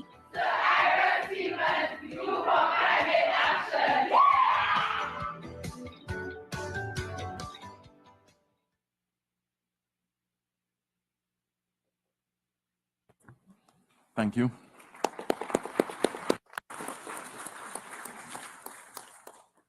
I thank the Minister of Education, Sustainable Development, Innovation, Science, Technology, and Vocational Training of St. Lucia and his team for this presentation. The forum will next hear the Voluntary National Review by Angola. And now I invite Her Excellency Maria do Rosario Braganca, Minister of State for Social Affairs of Angola, to make the presentation. And Your Excellency, you have the floor. Your Excellencies, distinguished delegates, ladies and gentlemen, it is with great honor and a deep sense of commitment to the SDGs that Angola presents its second Voluntary National Review. This exercise provides a valuable opportunity to share progress, lessons learned, and persistent challenges, and to reflect on the improvements made, the ongoing constraints, and the strategic priorities contained in the 2023-2027 National Development Plan, which ensures coherence between our national policy and Angola's international commitments. This review is the result of a nationwide collaborative process involving public institutions, international partners, civil society, and the private sector. Would you please play the video?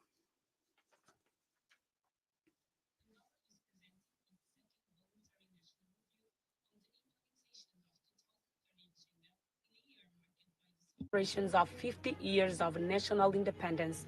For the Angolan people, independence means looking to the future with the hope and determination, with the aim of transforming country's vast potential into tangible wealth.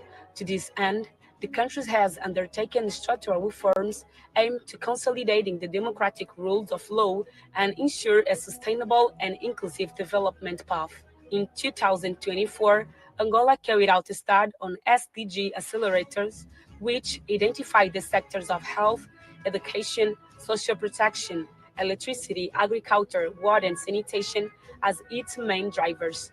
In the health sector, maternal mortality dropped from 239 to 170 deaths per 100,000 live births, and the under 5 mortality rate decreased from 68 to 52 deaths per 1,000 live births.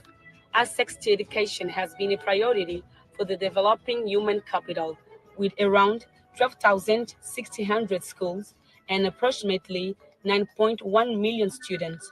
Regarding social protection, the Quinta Social Protection Strengthening Program stand out, having provided cash transfer to 1,070,037 households in poverty and vulnerable situation.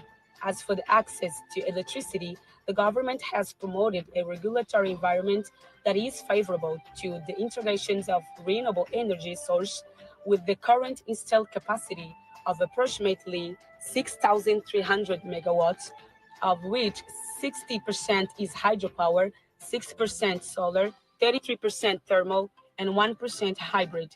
In agriculture, the priority has been to improve food and nutrition security levels, supported by the implementation of the National Food and Nutrition Security Strategy 2025-2034. With regarding water and sanitation, the population with access to drinking water increased from 54% to 58% as a result of the implementations of a structural project aimed at ensuring sustainable access to water for human consumption, livestock, and agriculture. The analysis of implementation's progress of the 2030 agenda in Angola reveals significant advance, although challenges remain in the productions and availability of disaggregated and reliable data. Finally, we reaffirm our commitment to the implementation of 2030 agenda in its economic, social, and environmental dimension, and we are equally determined to continue fighting poverty and building a more just and inclusive society. Thank you very much. And now I invite you to follow along with our PowerPoint presentation. Your Excellency, Mr. President of the ECOSOC, with the presentation of its second Voluntary National Review on the implementation of the 2030 Agenda in the year of the 50th anniversary of our national independence, Angola reiterates its international commitment to achieving the SDGs so that no one is left behind. In 2021, Angola presented its first voluntary national review, highlighting the progress reflected in indicators of education, health, gender equality, social protection, justice and human rights, and the environment. Angola's long-term strategy for the period 2025-2050 is aligned with the UN's 2030 Agenda and the African Union's 2063 Agenda, with focus on promoting the development of a society that values and enhances its human capital, equipping the country with modern and competitive infrastructure, diversifying the economy, and strengthening the innovation and entrepreneurship ecosystem.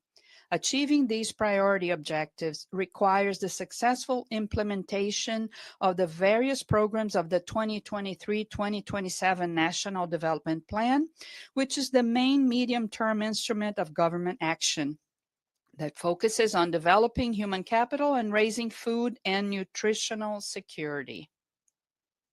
In 2024, a study was prepared on the systemic analysis of the SDG accelerators in Angola, which identified the sector of health, education, social protection, agriculture, climate action, and water and sanitation as its accelerators. Likewise, we developed Angola's sustainable investment map, highlighting the best investment opportunities in the sectors of food and beverage, education, renewable energy, infrastructure, finance, and services. In recent years, significant investments have been made in the social sector, with a focus on health, as part of the National Health System Expansion and Improvement Program. Progress has been made in reducing maternal mortality and mortality of children under 5, which impacted life expectancy at birth. As far as gender equality, particularly in female representation in political positions, since 2021, the percentage of women in parliament has increased from 29.6 to 39.5%, and in other positions from 20.1 to 26%. To strengthen the legal framework, the creation of the Angolan Gender Observatory stands out. Macroeconomic stabilization measures have also been a priority to promote higher levels of food and nutritional security, an increase in the number of decent jobs, especially for young adults, and increased income for businesses and families. Regionally, Angola continues to demonstrate a firm commitment to peace and stability in Africa and regional integration, and its role in global efforts to end the conflict in the eastern part of the Democratic Republic of the Congo is evident. Angola assumed the pro-tempore presidency of the African Union for the first time, prioritizing investment in infrastructure as a driver of Africa's development. For this reason, we are strongly committed to the implementation of the Lobito Corridor, a railway infrastructure connecting Angola, the Democratic Republic of the Congo, and Zambia, which will facilitate the transportation and trade of goods. The Lobito Corridor will contribute to promoting the development of the production sector in the Southern African development country in particular, and Africa in general, and is fundamental to the regional economic integration as regards the African Continental Free Trade Area. The progress already achieved compels us to face with determination the major challenges that lie ahead. We will strengthen the basic social protection network by improving the implementation of programs focused on fighting poverty, with emphasis on the Social Protection Strengthening Program, QUENDA. With the drought relief program already underway, we aim to increase climate resilience, particularly in southern Angola. We will intensify economic diplomacy, aiming to capitalize on Angola's presidency of the African Union in an international context that is both adverse and uncertain. Domestically, we will continue to strengthen efficiency in public management and also intensify structural reforms, which are essential to ensuring sustainable and inclusive growth, consolidating Angola as a competitive and very resilient country. Thank you very much for your attention.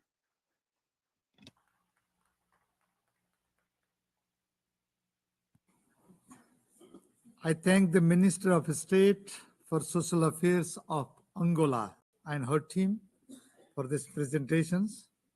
I congratulate all three countries, Kyrgyzstan, St. Lucia, and Angola, on the presentations of their VNRs and the progress you have made in achieving the SDGs over the years. Now, Excellencies and distinguished delegates, we will now hear comments and questions from the states and other participants. Delegations who wish to intervene in the inter-ethnic discussions, including those who previously expressed your interest to ask questions to any of the VNR presentations just heard through the group of Friends of the Voluntary National Reviews are invited to press the microphone button on the console now. I wish to remind delegation to kindly limit the interventions to 2 minutes so as to allow all the delegations to make interventions, ask questions, or make comments on the VNR presented. With this, now I give the floor to the distinguished representative of Honduras to be followed by Mongolia. Honduras, you have the floor. Oui, merci, Monsieur le Président. Thank you very much, sir. I would like to join the colleagues who have already spoken by commending all the national authorities for presenting their national reports on the implementation of the SDGs in their country. To the delegation of Kyrgyzstan. As one of the Central Asian countries most vulnerable to the impacts of climate change, how is Kyrgyzstan advancing climate adaptation and addressing water scarcity? What national strategies or initiatives are currently in place to strengthen resilience? Thank you, Chair. I thank the distinguished representative of Honduras. Now I give the floor to the distinguished representative of Mongolia to be followed by Uzbekistan. Mongolia, you have the floor. Thank you, Chair. We congratulate all countries which represented their voluntary national reports. Our question is addressed to the delegation of the Kyrgyz Republic, presenting for its second voluntary national report. Mongolia commends its remarkable achievements in the implementation of the SDGs. My country has been a long-time advocate and the main co-sponsor of the GA resolution on the status of rural women and girls and cooperative development. Thus, we appreciate the facts that Kyrgyzstan's VNR report touched upon issues of women and girls in rural areas, and Kyrgyz National Plan for Gender Equality 2022-2026 includes initiatives such as preferential lending for women, business skill training, mentoring, and the development of women-led cooperatives. In short, my question is that what specific actions and initiatives are being taken to empower women and girls in Kyrgyzstan? Thank you. I thank the distinguished representative of Mongolia. Now I give the floor to the distinguished representative of Uzbekistan to be followed by South Africa. Uzbekistan, you have the floor. Thank you very much. Your Excellency, Mr. President, and I would like to congratulate all presenters for the excellent presentation of their voluntary national review.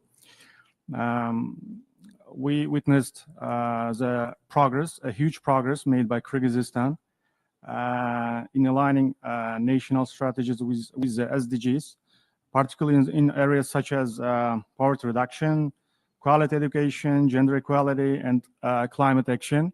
In this regard, I would like to ask a question from His Excellency Minister. The issue of reducing poverty primarily depends on resolving employment issues. And the question, what measures have been taken to increase employment and expand the labor market, especially in the regions of the country of Kyrgyzstan? Thank you. I thank the distinguished representative of Uzbekistan. Now I give the floor to the distinguished representative of South Africa to be followed by Women's Major Group. South Africa, you have the floor. Thank you, Mr. President, and also our congratulations are extended to St. Lucia, Kyrgyzstan, and Angola for the presentation of their VNRs. And we would like to pose a question to Angola. in terms of the VNR that I presented and also seeing the progress that it has made. How is Angola leveraging the insights from the VNR process to strengthen the alignment, the monitoring, and the mid-course adjustments of its national development plans and long-term strategy in order to ensure policy coherence and accelerated progress towards the implementation of both the 2030 agenda as well as Agenda 2063. I thank you, Mr. President. I thank the distinguished representative of South Africa. Now I give the floor to the distinguished representative of Women's Major Group to be followed by India. Women's Major Group, you have the floor. Civil society welcomes the Kyrgyz Republic's commitment to the Sustainable Development Goals and expresses its gratitude for preparing and presenting the Voluntary National Review. The review contains important information. However, we note there is a lack of inclusivity when it comes to its preparation, particularly when it comes to the participation of regional organizations, as well as those representing women, youth, and persons with disabilities. This reflects the overall situation in terms of vulnerable groups' access to services and risks of noncompliance with the principle of leaving no one behind. A lack of gender disaggregation for data limits objective analysis of progress, especially when it comes to reducing inequality. There is insufficient information on target 17.2 regarding official development systems, which limits transparency in terms of international assistance. We are also concerned about climate and food security, energy, women's rights, as well as vulnerable groups' rights in emergency situations. We stress the situation of migrant women, especially those employed informally. Their labor rights require further protection, and economic inequality persists. In this regard, civil society recommends institutionalizing the participation of civil society at all stages of preparing and implementing the review and taking vulnerable groups into account. We also recommend publishing disaggregated data, ensuring transparency in reports on international assistance and climate measures, as well as strengthen women's protection and digital security. We also ask what steps are planned to increase inclusivity in future reviews, how to ensure disaggregated data, and how climate and labor equality can be achieved. We are convinced that openness, transparency, and trust are required in this process, and civil society stands ready to be a trusted partner in this process. Thank you. I thank the distinguished representative of Women's Major Group. Now I give the floor to the distinguished representative of India to be followed by Philippines. India, you have the floor. Thank you, Honorable Chair. I commend all the three countries, St. Lucia, Kyrgyzstan, and Angola, for their VNR presentation. There's a lot of good things that have happened and a lot of progress. My question is specifically to Angola. What concrete measures is Angola taking to ensure that the progress in gender representation at the political level translates into greater economic empowerment and gender equality in access to services and employment? Thank you. I thank the distinguished representative of India. Now I give the floor to the distinguished representative of Philippines to be followed by Tajikistan. Philippines, you have the floor now. Thank you, Mr. Vice President. The Philippines congratulates all the presenters. The Philippines thanks and congratulates the distinguished delegation of Angola, led by Honorable Minister of State for Social Affairs, for presenting their second VNR report. We commend the government for the establishment of the multi-stakeholder VNR platform and the enactment of structural reforms. We note that GDP growth has been accompanied by reduction in maternal mortality and impressive gains in the field of education. We would like to ask Angola, given Angola's emphasis on macroeconomic stabilization and infrastructure-led growth, how is the government ensuring that investments like the Lobito Corridor are inclusive and aligned with the environmental sustainability and local job creation. Thank you. I thank the distinguished representative of Philippines. Now I give the floor to the permanent representative of Tajikistan. Excellency, you have the floor. Thank you. Thank you very much, Mr. President. Let me join you in congratulating Angola, St. Lucia, and our neighbors Kyrgyzstan for their excellent presentation, but also fulfilling their commitment when it comes to presenting the VNR, but also SDGs. My question would be directed to the Minister from St. Lucia.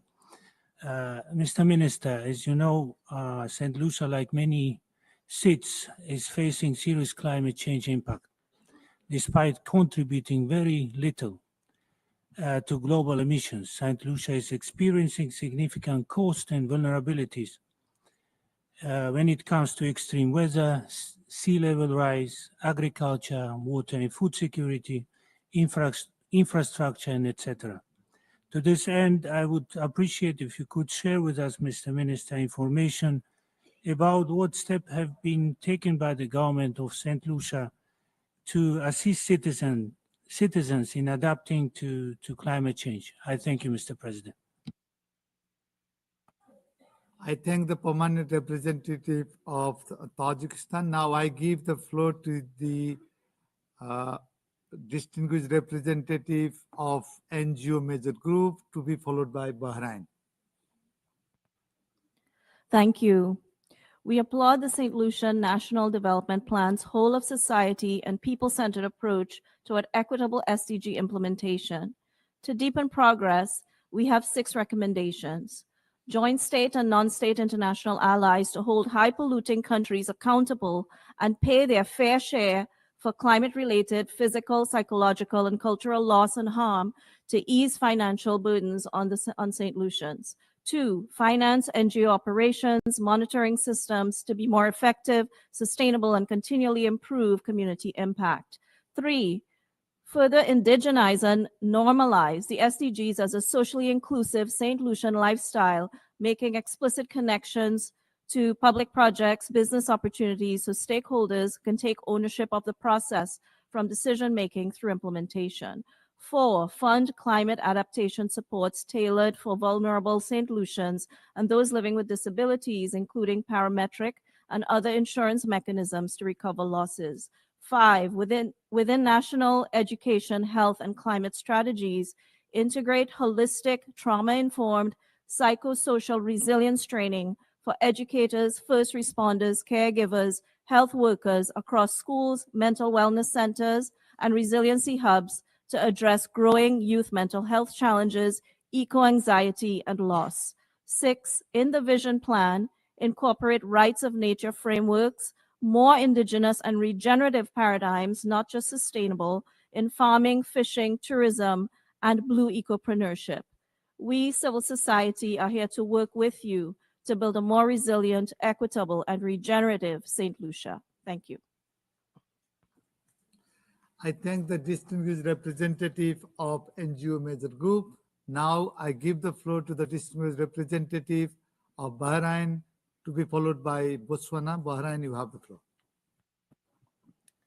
Thank you, Mr. Chair. I would like to start by congratulating the 3 presenters, Angola, Kyrgyzstan, and St. Lucia, for their insightful VNRs. And my question goes to St. Lucia. As St. Lucia advances on meeting its targets for the Sustainable Development Goal 14, what is being considered to boost economic growth and what climate resilience through ocean governments in St. Lucia? Thank you.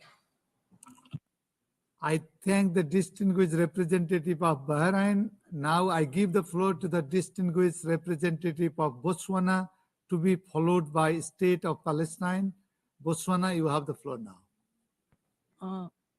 Thank you, Mr. President, Excellencies and distinguished delegates. Let me join others in congratulating all the countries that have presented their VNRs, including Angola, for the dedication in advancing 2030 agenda. Botswana recognizes that resource mobilization remains one of the critical enablers of SDG implementation, and that revamping the global financial ecosystem to better support developing countries is indispensable to achieving our shared goals.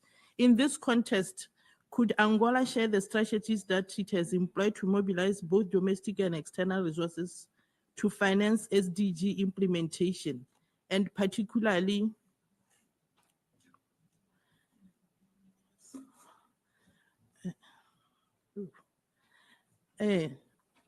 are there innovative financing mechanisms of partnerships you have found effective, and how are these reflected in your VNR? Thank you.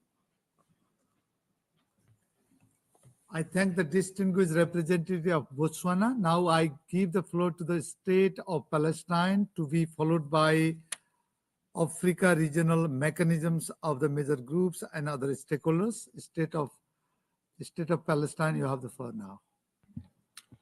I wish to offer a warm congratulations to all presenters for their insightful presentation of their voluntary national reviews. My question is addressed to St. Lucia, particularly in relation to the methods used to consult local communities and civil society through the review process. Thank you, Mr. Chair.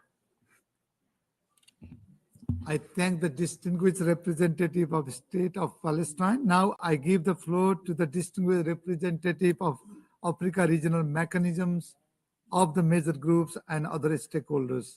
Now you have the floor. Thank you for the opportunity to share a statement on the Angola VNR. Speaking on behalf of the Africa Regional Mechanism for Major Groups and other stakeholders, we note the progress reported in health, education, and economic reforms. At the same time, we are concerned about limits to civic space, where many civil society actors still face challenges when speaking out, organizing, or seeking justice. These issues affect trust and make it harder for citizens to take part in building a fair and sustainable future. Meanwhile, I would like to inquire about the following. One, what modalities did your government adopt to ensure meaningful participation of rights holder groups, particularly those most affected by development challenges in the elaboration of the VNR? Two, what plans does your government have to follow up on the part presentation of the VNR at national and subnational levels after the HLPF? And in terms of implementation of the SDGs, what are the specific initiatives taken to focus on the populations that are often discriminated against, such as women, young persons, older persons, persons with disabilities, LGBTI people, persons discriminated on work and descent, migrants and refugees, and also the actions you are undertaking to reduce identified inequality gaps as outlined in your plans towards 2030 to eradicate all forms of inequality. Thank you. I thank the distinguished representative of Africa regional mechanisms of the major groups and other stakeholders. Excellencies, distinguished delegates, I did not see more requests for the floor. And so I now invite the presenters to briefly respond to the questions from the floor. And so I invite His Excellency Bekir Sidikov, Minister of Economy and Commerce of Kyrgyzstan, to briefly respond to the questions from the floor. Excellency, you have the floor. Thank you, Mr. President. So let me start with a question related to the national strategies or initiatives to strengthening resilience of the country and the similar countries to climate change. We are among the most vulnerable countries, the entire Central Asia. We are just prone to the climate change. Due to our location, the mountainous terrain and infrastructure vulnerability. So everything, these things are exacerbate the climate threats to the country. According to the observational data, since 1960, the country's average annual temperature has increased by 1.2 grades Celsius, which is almost twice the global average rate of warming. So being as a mountainous country and on the other hand, acting as playing the role of just regional pumping station of drinking water for downstream countries of the region, the Kyrgyz Republic in 2022, we declared 2022 as a year of protection of mountains, ecosystems, and climate resilience. And we prepared a national roadmap of activities to adopt. 5-year mountainous agenda was initiated by the Kyrgyz Republic. And besides, the Kyrgyz Republic's president, His Excellency Sadr Japarov, launched the nationwide campaign called Green Heritage. As part of this campaign, large-scale tree planting activities are being conducted across the country with the participation of the government bodies, local authorities, civil society activists, volunteers, and students. Actually, the goal is to mitigate climate change and preserve water resources. A key area of focus is the reduction of greenhouse gas emissions through the development of renewable energy sources and the implementation of air pollution reduction initiatives. Besides, efforts are also underway to modernize water supply systems and improve access to clean drinking water. Protected natural areas, including national parks and reserves, are being established to safeguard ecosystems and glacial regions. National adaptation plan up to 2030 has been developed, which outlines the measures to reduce vulnerability in key sectors, such as water management, agriculture, infrastructure, public health, and tourism. In addition, a concept of carbon neutrality by 2050 has been approved, which envisions a transition to low carbon economy and long-term climate planning. The country is also in the process of developing its third NDC, which will serve as the Kyrgyzstan's core climate policy document. National Sustainable Development Strategy until 2040 identifies green growth and sustainable natural resource management as a key priority. National Development Program till 2030 emphasizes inclusive economic growth, social equity, and climate change adaptation and mitigation. Finally, Green Economy Development Program aims, which was developed recently, aims to build sustainable economic sectors and support climate resilient infrastructure. This is my short answer to the first question related to the climate change related actions. Yeah. Can I just proceed to the next question?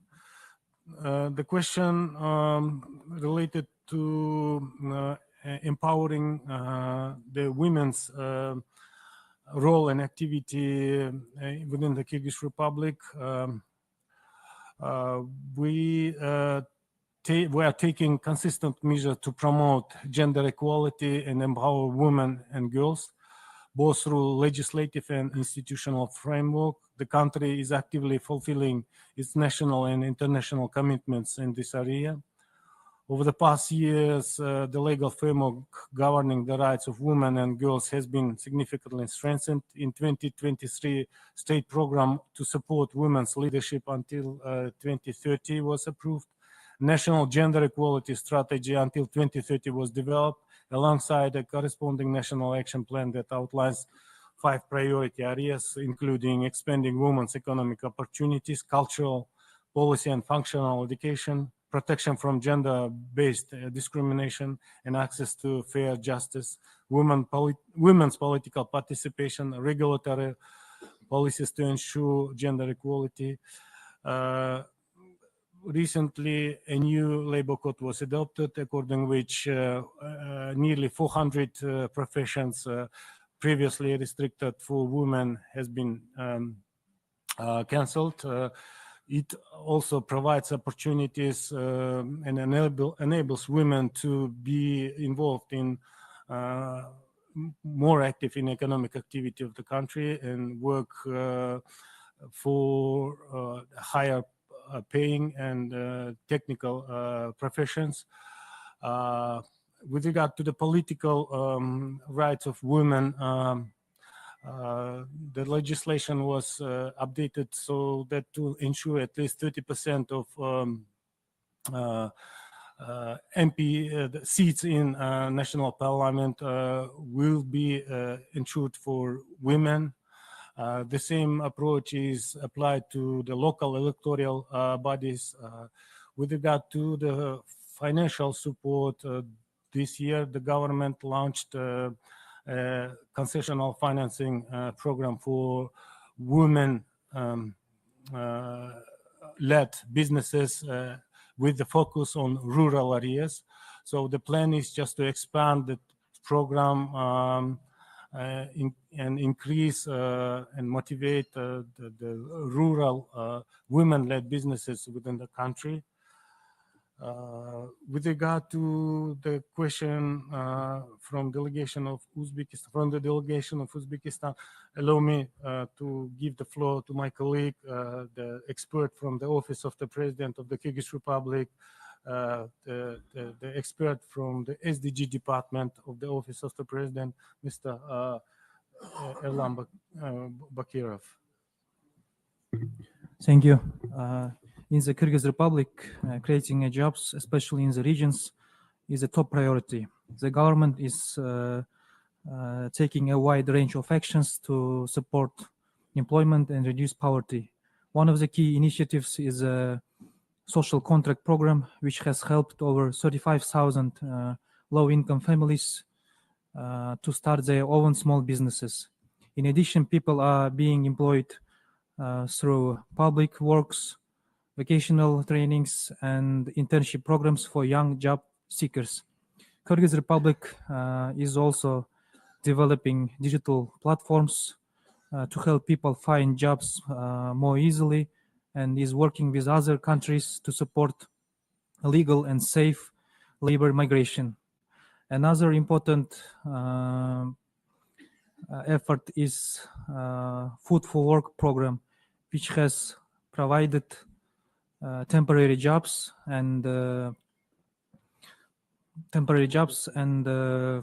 food for over 100,000 people. In general, these efforts help improve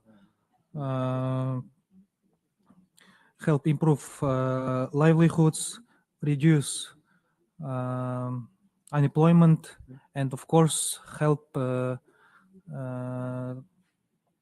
support economic growth, especially in the regions and rural areas of our country. Thank you.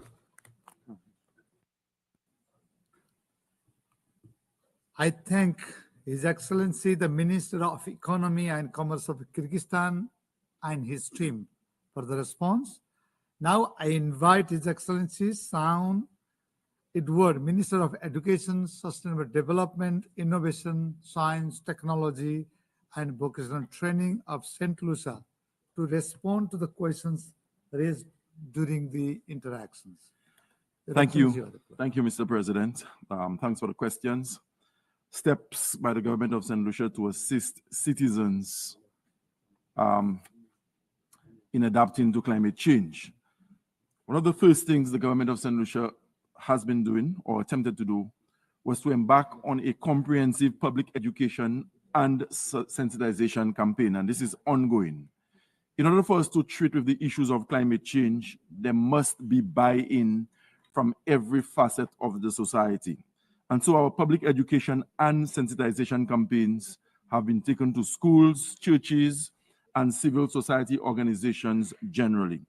I would have told you in my presentation that we are a small nation with 180,000 people.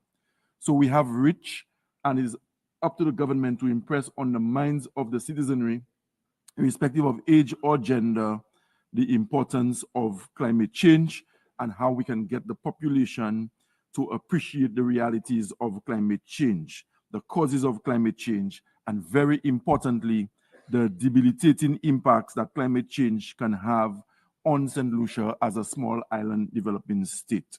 We live on the front line of climate change, and everybody in this room knows where climate change emanated from, where it is coming from, who are the emitters and who are the persons perpetuating the ills of climate change. But sadly for St. Lucia and other small island developing states of the Caribbean and the Pacific, we live on the front line of climate change. And in the space of half an hour, we can watch our entire GDP disappear from before our eyes because a category 4 or 5 hurricane has decimated everything in our country, including lives, infrastructure, livelihoods, and everything that a hurricane can find in its path. Yet, we have to find the monies every year, borrow, because a lot of the pledges and the promises made by the international community to help rebuild are never forthcoming. So very importantly, we have to let our people know everything there is to be known about climate change in terms of origin, the consequences, the impact, and how we can deal with it. Any discussion about climate change can be had under 2 broad headings: mitigation and adaptation. And mitigation basically speaks to the things we need to do to ensure that there is a decrease in the amount of greenhouse gases and other substances in the atmosphere that facilitate and exacerbate the climate change situation as we know it. And then you have adaptation, the things you can do to cause your citizens to coexist with the realities of climate change. And that is where we are focused. Because as I indicated, we are not emitters, but we have to adapt and we have to live with the realities of climate change. So there's a lot that we can do to cause our people, and we are doing to cause our people to live with climate change and to lessen the impact on us as a people. We have been able to put in place a national adaptation plan which seeks to build resilience in priority sectors for a small island state like St. Lucia. So our national adaptation plan, it addresses issues in the water sector, the health sector, the education sector, the agriculture and fisheries sector, and also infrastructure. And very importantly, we must ensure that as we deal with climate change from an adaptation standpoint, that the tourism industry is central. And you might be asking, but why emphasis on tourism? Because tourism accounts for 65% of St. Lucia's GDP. This is the mainstay of our economy. And if tourists do not come to our shores, whether as cruise passengers or stayover visitors, the government will have a serious cash flow problem, which will ensure that we are not in a position to pay salaries, to have medicines in our hospitals, and to provide quality education for our children so that they too can live their dreams and become the professionals they can see their counterparts in the developed countries becoming. So this is very important to us. So as I indicated, we have to continue this robust and comprehensive public education campaign. And also very importantly, we have to continue along the lines of policy formulation to ensure that as we move forward, the standards we establish for building infrastructure and things of that sort cause our people to be a little more resilient in terms of how they deal with the evils of climate change. There was also a question, I think, that came from our colleagues from Bahrain. And let me say that the government is fully cognizant of the economic potential that can be derived from ocean governance. Very often we used to refer to ourselves in the Caribbean, St. Lucia specifically, as small island states. But today we have changed that narrative to admit that we are small island states, but we have vast ocean territories. There was a time when we were heavily reliant on a cash crop as the mainstay of our economy. In the case of St. Lucia, it was banana cultivation, which at one time in our history accounted for 75 to 80% of GDP. But because of WTO dynamics, we lost preferential treatment and we had to recalibrate, we had to reset our economy, and that is why tourism is now the mainstay and agriculture plays a less significant role in terms of contribution to GDP. So we have to begin with all the trade barriers and whatnot. We have to find creative ways to ensure that we bolster our economies. And we have recognized with the help of UN agencies like UNEP and others that we have a very precious resource at our disposal in the ocean and the marine space that we have for purposes of transportation, for recreation, and for livelihoods for fishers and other folk. So we have formulated a national ocean policy and strategy action plan, which looks at ocean governance and whatever we do in our oceans for the year 2020 to 2035. We've also developed a coastal master and marine spatial plan for 2025 to 2045 to regulate whatever happens in the marine space. And also very recently, we were able to formulate a policy document or put together a policy document known as the Marine Litter Management Action Plan, which at home we call the ML MAP. And this has a lot of significance coming out of UNEA, the United Nations Environment Assembly in Kenya, where a lot was spoken about in relation to plastic pollution and how it adversely impacts the marine environment in almost every corner of this globe. So we're fully cognizant that there's a lot of economic activity that can be derived from the marine space, and that is why we have embarked on deliberate policy interventions to regulate whatever is happening there. As I indicated, we're a small island state, but we are a vast marine territory, and we are working with international agencies and friendly governments to ensure that we harness whatever economic potential that lies in the ocean at our disposal. The last question came from Palestine, who wanted to know what exactly we were doing to ensure the incorporation of civil society organizations, particularly the vulnerable amongst us, in the whole discourse on national development as it relates to the attainment of the SDGs. Let me say that it is policy in St. Lucia to ensure that marginalized groups have a voice and a seat on state boards and for parastatal organizations in our country. We continuously embark on town hall meetings or community meetings, radio and television programs, and at every opportunity, we invite the representatives of civil society organizations, in particular marginalized groups, to come to the table to dialogue with government with a view to ensuring that everybody is incorporated in whatever national policy discussions we have as we move towards the attainment of the Sustainable Development Goals, thereby giving the people of St. Lucia a much better opportunity at life and to ensure that they too can realize their goals, their dreams, and their aspirations in much the same way that their counterparts from the developed world would have realized. Thank you very much, Mr. President.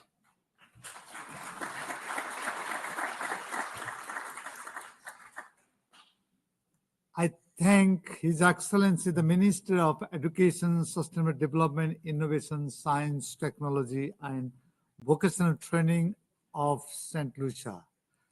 Now I request Her Excellency Maria do Rosario Braganca, Minister of State for Social Affairs of Angola, to respond to the questions raised from the floor. Your Excellency, you have the floor now. Thank you. Obrigado. Were posed to Angola, namely South Africa, India, Philippines, and Botswana, and also the regional mechanisms for Africa. Concerning the South Africa question related to how Angola can leverage insights from the VNR process to the SDG agenda, I want to say, first of all, that our National Development Plan from 2023 to 2027 foresees a degree of alignment with the SDGs of around 70%, up from the 52% convergence observed in the previous National Development Plan from 2018 to 2022. For us, the VNR process helps the Angolan government to identify gaps that still exist in the implementation of its policies, and it will facilitate a more coherent approach to align national priorities with the SDGs.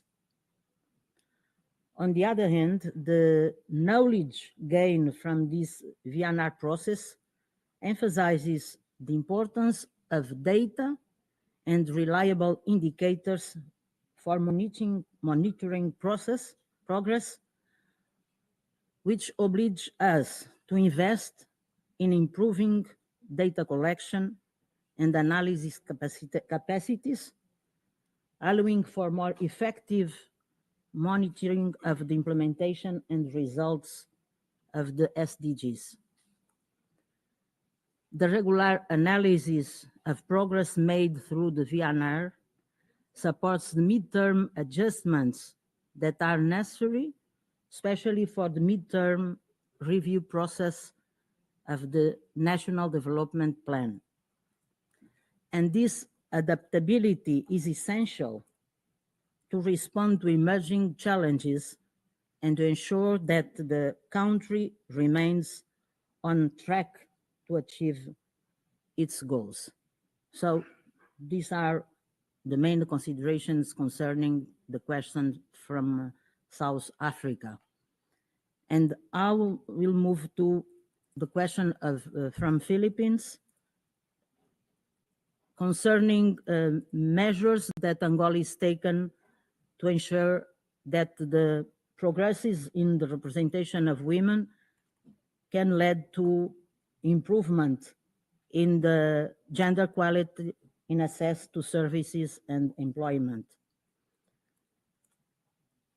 For us, the focus in this question of empowering women has much to do with the rural and low-income women. So we are providing educational programs and vocational training focused on women, especially in rural areas, as well as enhancing women's access to credit and financial services that can empower them so that they can enter to diverse fields of business and boost their economic participation, starting and growing business, and thus contributing to economic empowerment.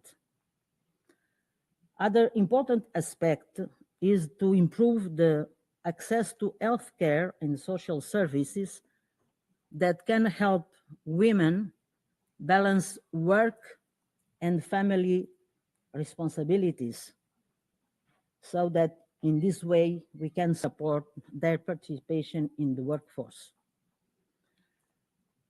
And these results have been possible due to the implementation of a number of policy measures, most notably the inclusion of a gender-sensitive budget component in the general state budget based on a classification measure that assesses the budget's contribution to achieving gender equality objectives. And concerning the question about how macroeconomic stabilization can contribute to the sustainability of the environment and to give better jobs to the population. And this question also helps to reply the question posed by Botswana concerning financing of SDGs.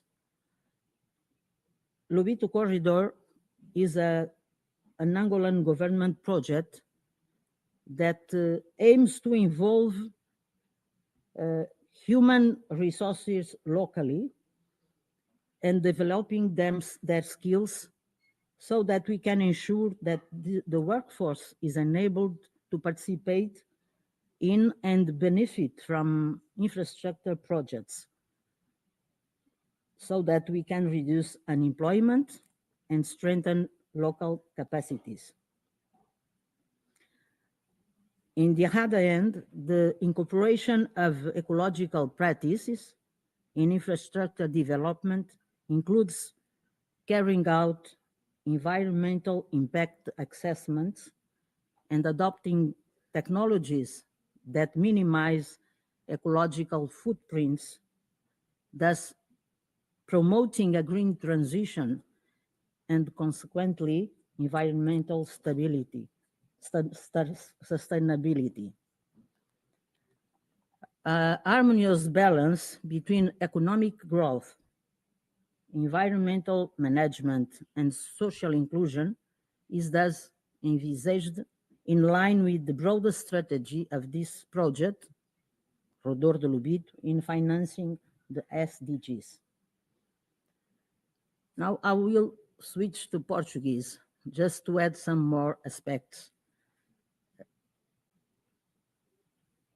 A questão do financiamento dos SDGs para Angola tem dois pontos cruciais. Aqueles que estão voltados para o apoio social estão fortemente inseridos no Orçamento Geral do Estado para que o Estado seja o maior garante deste processo de melhoria das condições de vida e do alcance dos Objetivos de Desenvolvimento Sustentável. Não obstante isso, o envolvimento de Angola em organizações multilaterais financiadoras, como o Banco Mundial e o Banco Africano de Desenvolvimento, tem permitido o desenvolvimento de projetos, sobretudo na área da educação, quer seja na educação de base, quer seja no ensino técnico profissional e vocacional, quer seja no ensino superior, e também na área da saúde, inclusive na área da ciência e da inovação. Existem projetos apoiados pelo Banco Africano de Desenvolvimento e pelo Banco Mundial. Outra parte do financiamento importante para os ODS tem a ver com a participação do setor privado. Na minha intervenção referi que Angola fez um estudo e que demonstrou quais as áreas para o investimento. E, portanto, o setor privado tem esta orientação das áreas... I'm sorry. People are saying to me that there is no translation from Portuguese to English, so I'm sorry. I was speaking about the financing for SDGs, saying that Angola is included in multilateral financial institutions like African Development Bank and the World Bank.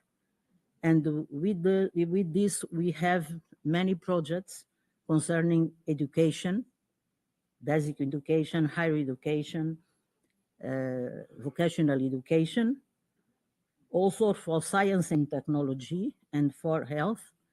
This is one part of the financing SDGs. And the other part, we are counting with the private sector. I told about this map of investments, and the private sector knows very well which are the best opportunities to invest. So I'll move to the last part, regional mechanisms of Africa. Question about how we will do to publish the results of the VNR. It's important to highlight that this report is the result of a national work, including many sectors, civil society, youth, and so we will publish this report in Portuguese and also in local languages so that we can diffuse them.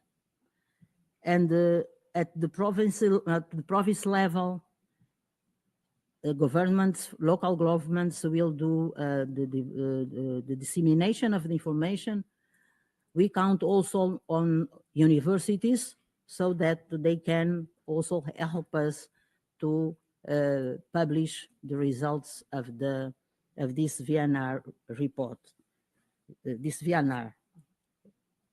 Just to conclude, concerning vulnerable people, we have many plans. For instance, for people with a deficiency, many of them.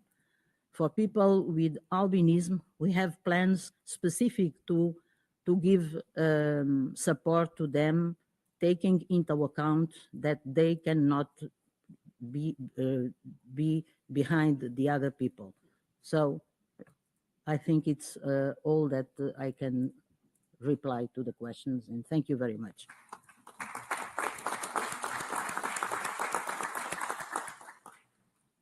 I thank Her Excellency, the Minister of State for Social Affairs of Angola. Now I give the floor to His Excellency Bekis Sidikov, Minister of Economy and Commerce of Kyrgyzstan. Only 2 minutes, Excellency, to respond. Thank you, Mr. President. Let me just provide answer to a question related to the data disaggregation and broader inclusivity when the reports are prepared. The Kyrgyz Republic, we do maintain a close cooperation and collaboration with an active segment of civil society, including NGOs. Within our official delegation, we are pleased to include a representative from a non-governmental organization who supports us in the monitoring and evaluating of SDG implementation, as well as in integrating NGO contribution as an alternative data source when VNRs, the reports are prepared. Besides, I would like to use this opportunity to thank personally a person who actually asked this question for her personal contribution and participation in discussions took place when this VNR was prepared. Thank you very much for your contribution. With regard to the data disaggregation, we are consistently working to enhance the data availability, guided by international standards, recommendation, and methodologies. The Kyrgyz Republic has increased the number of available SDG indicators from 159 back in 2020 to 217, as it was told in my presentation in this year. We are also making progress in improving data disaggregation. Example, Gracia, we have conducted 4 rounds of multiple indicator cluster surveys, and in 2020 census, we included dedicated questions on persons with disabilities. Thank you very much. Thank you. Thank you, Minister. I thank their excellencies, the ministers from Kyrgyzstan, St. Lucia, and Angola for your presentations of VNR as well as the responses to the questions raised. I also thank all the delegations for your very valuable contribution to the sessions. Excellencies, distinguished delegates, before concluding, I would like to recall that the General Assembly resolutions 75/290B provides that the countries conducting voluntary national reviews may provide written answers after the high-level political forum, if they so wish, in case time was too short for them to provide detailed answers during this forum. We have thus completed our program work for this meeting. The forum will reconvene this afternoon at 3 p.m. in this conference room to hear 2 more sets of voluntary national reviews. Detailed information on the program is available on the HLPF website.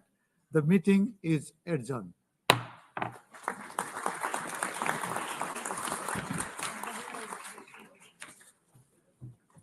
Congratulations. Yeah.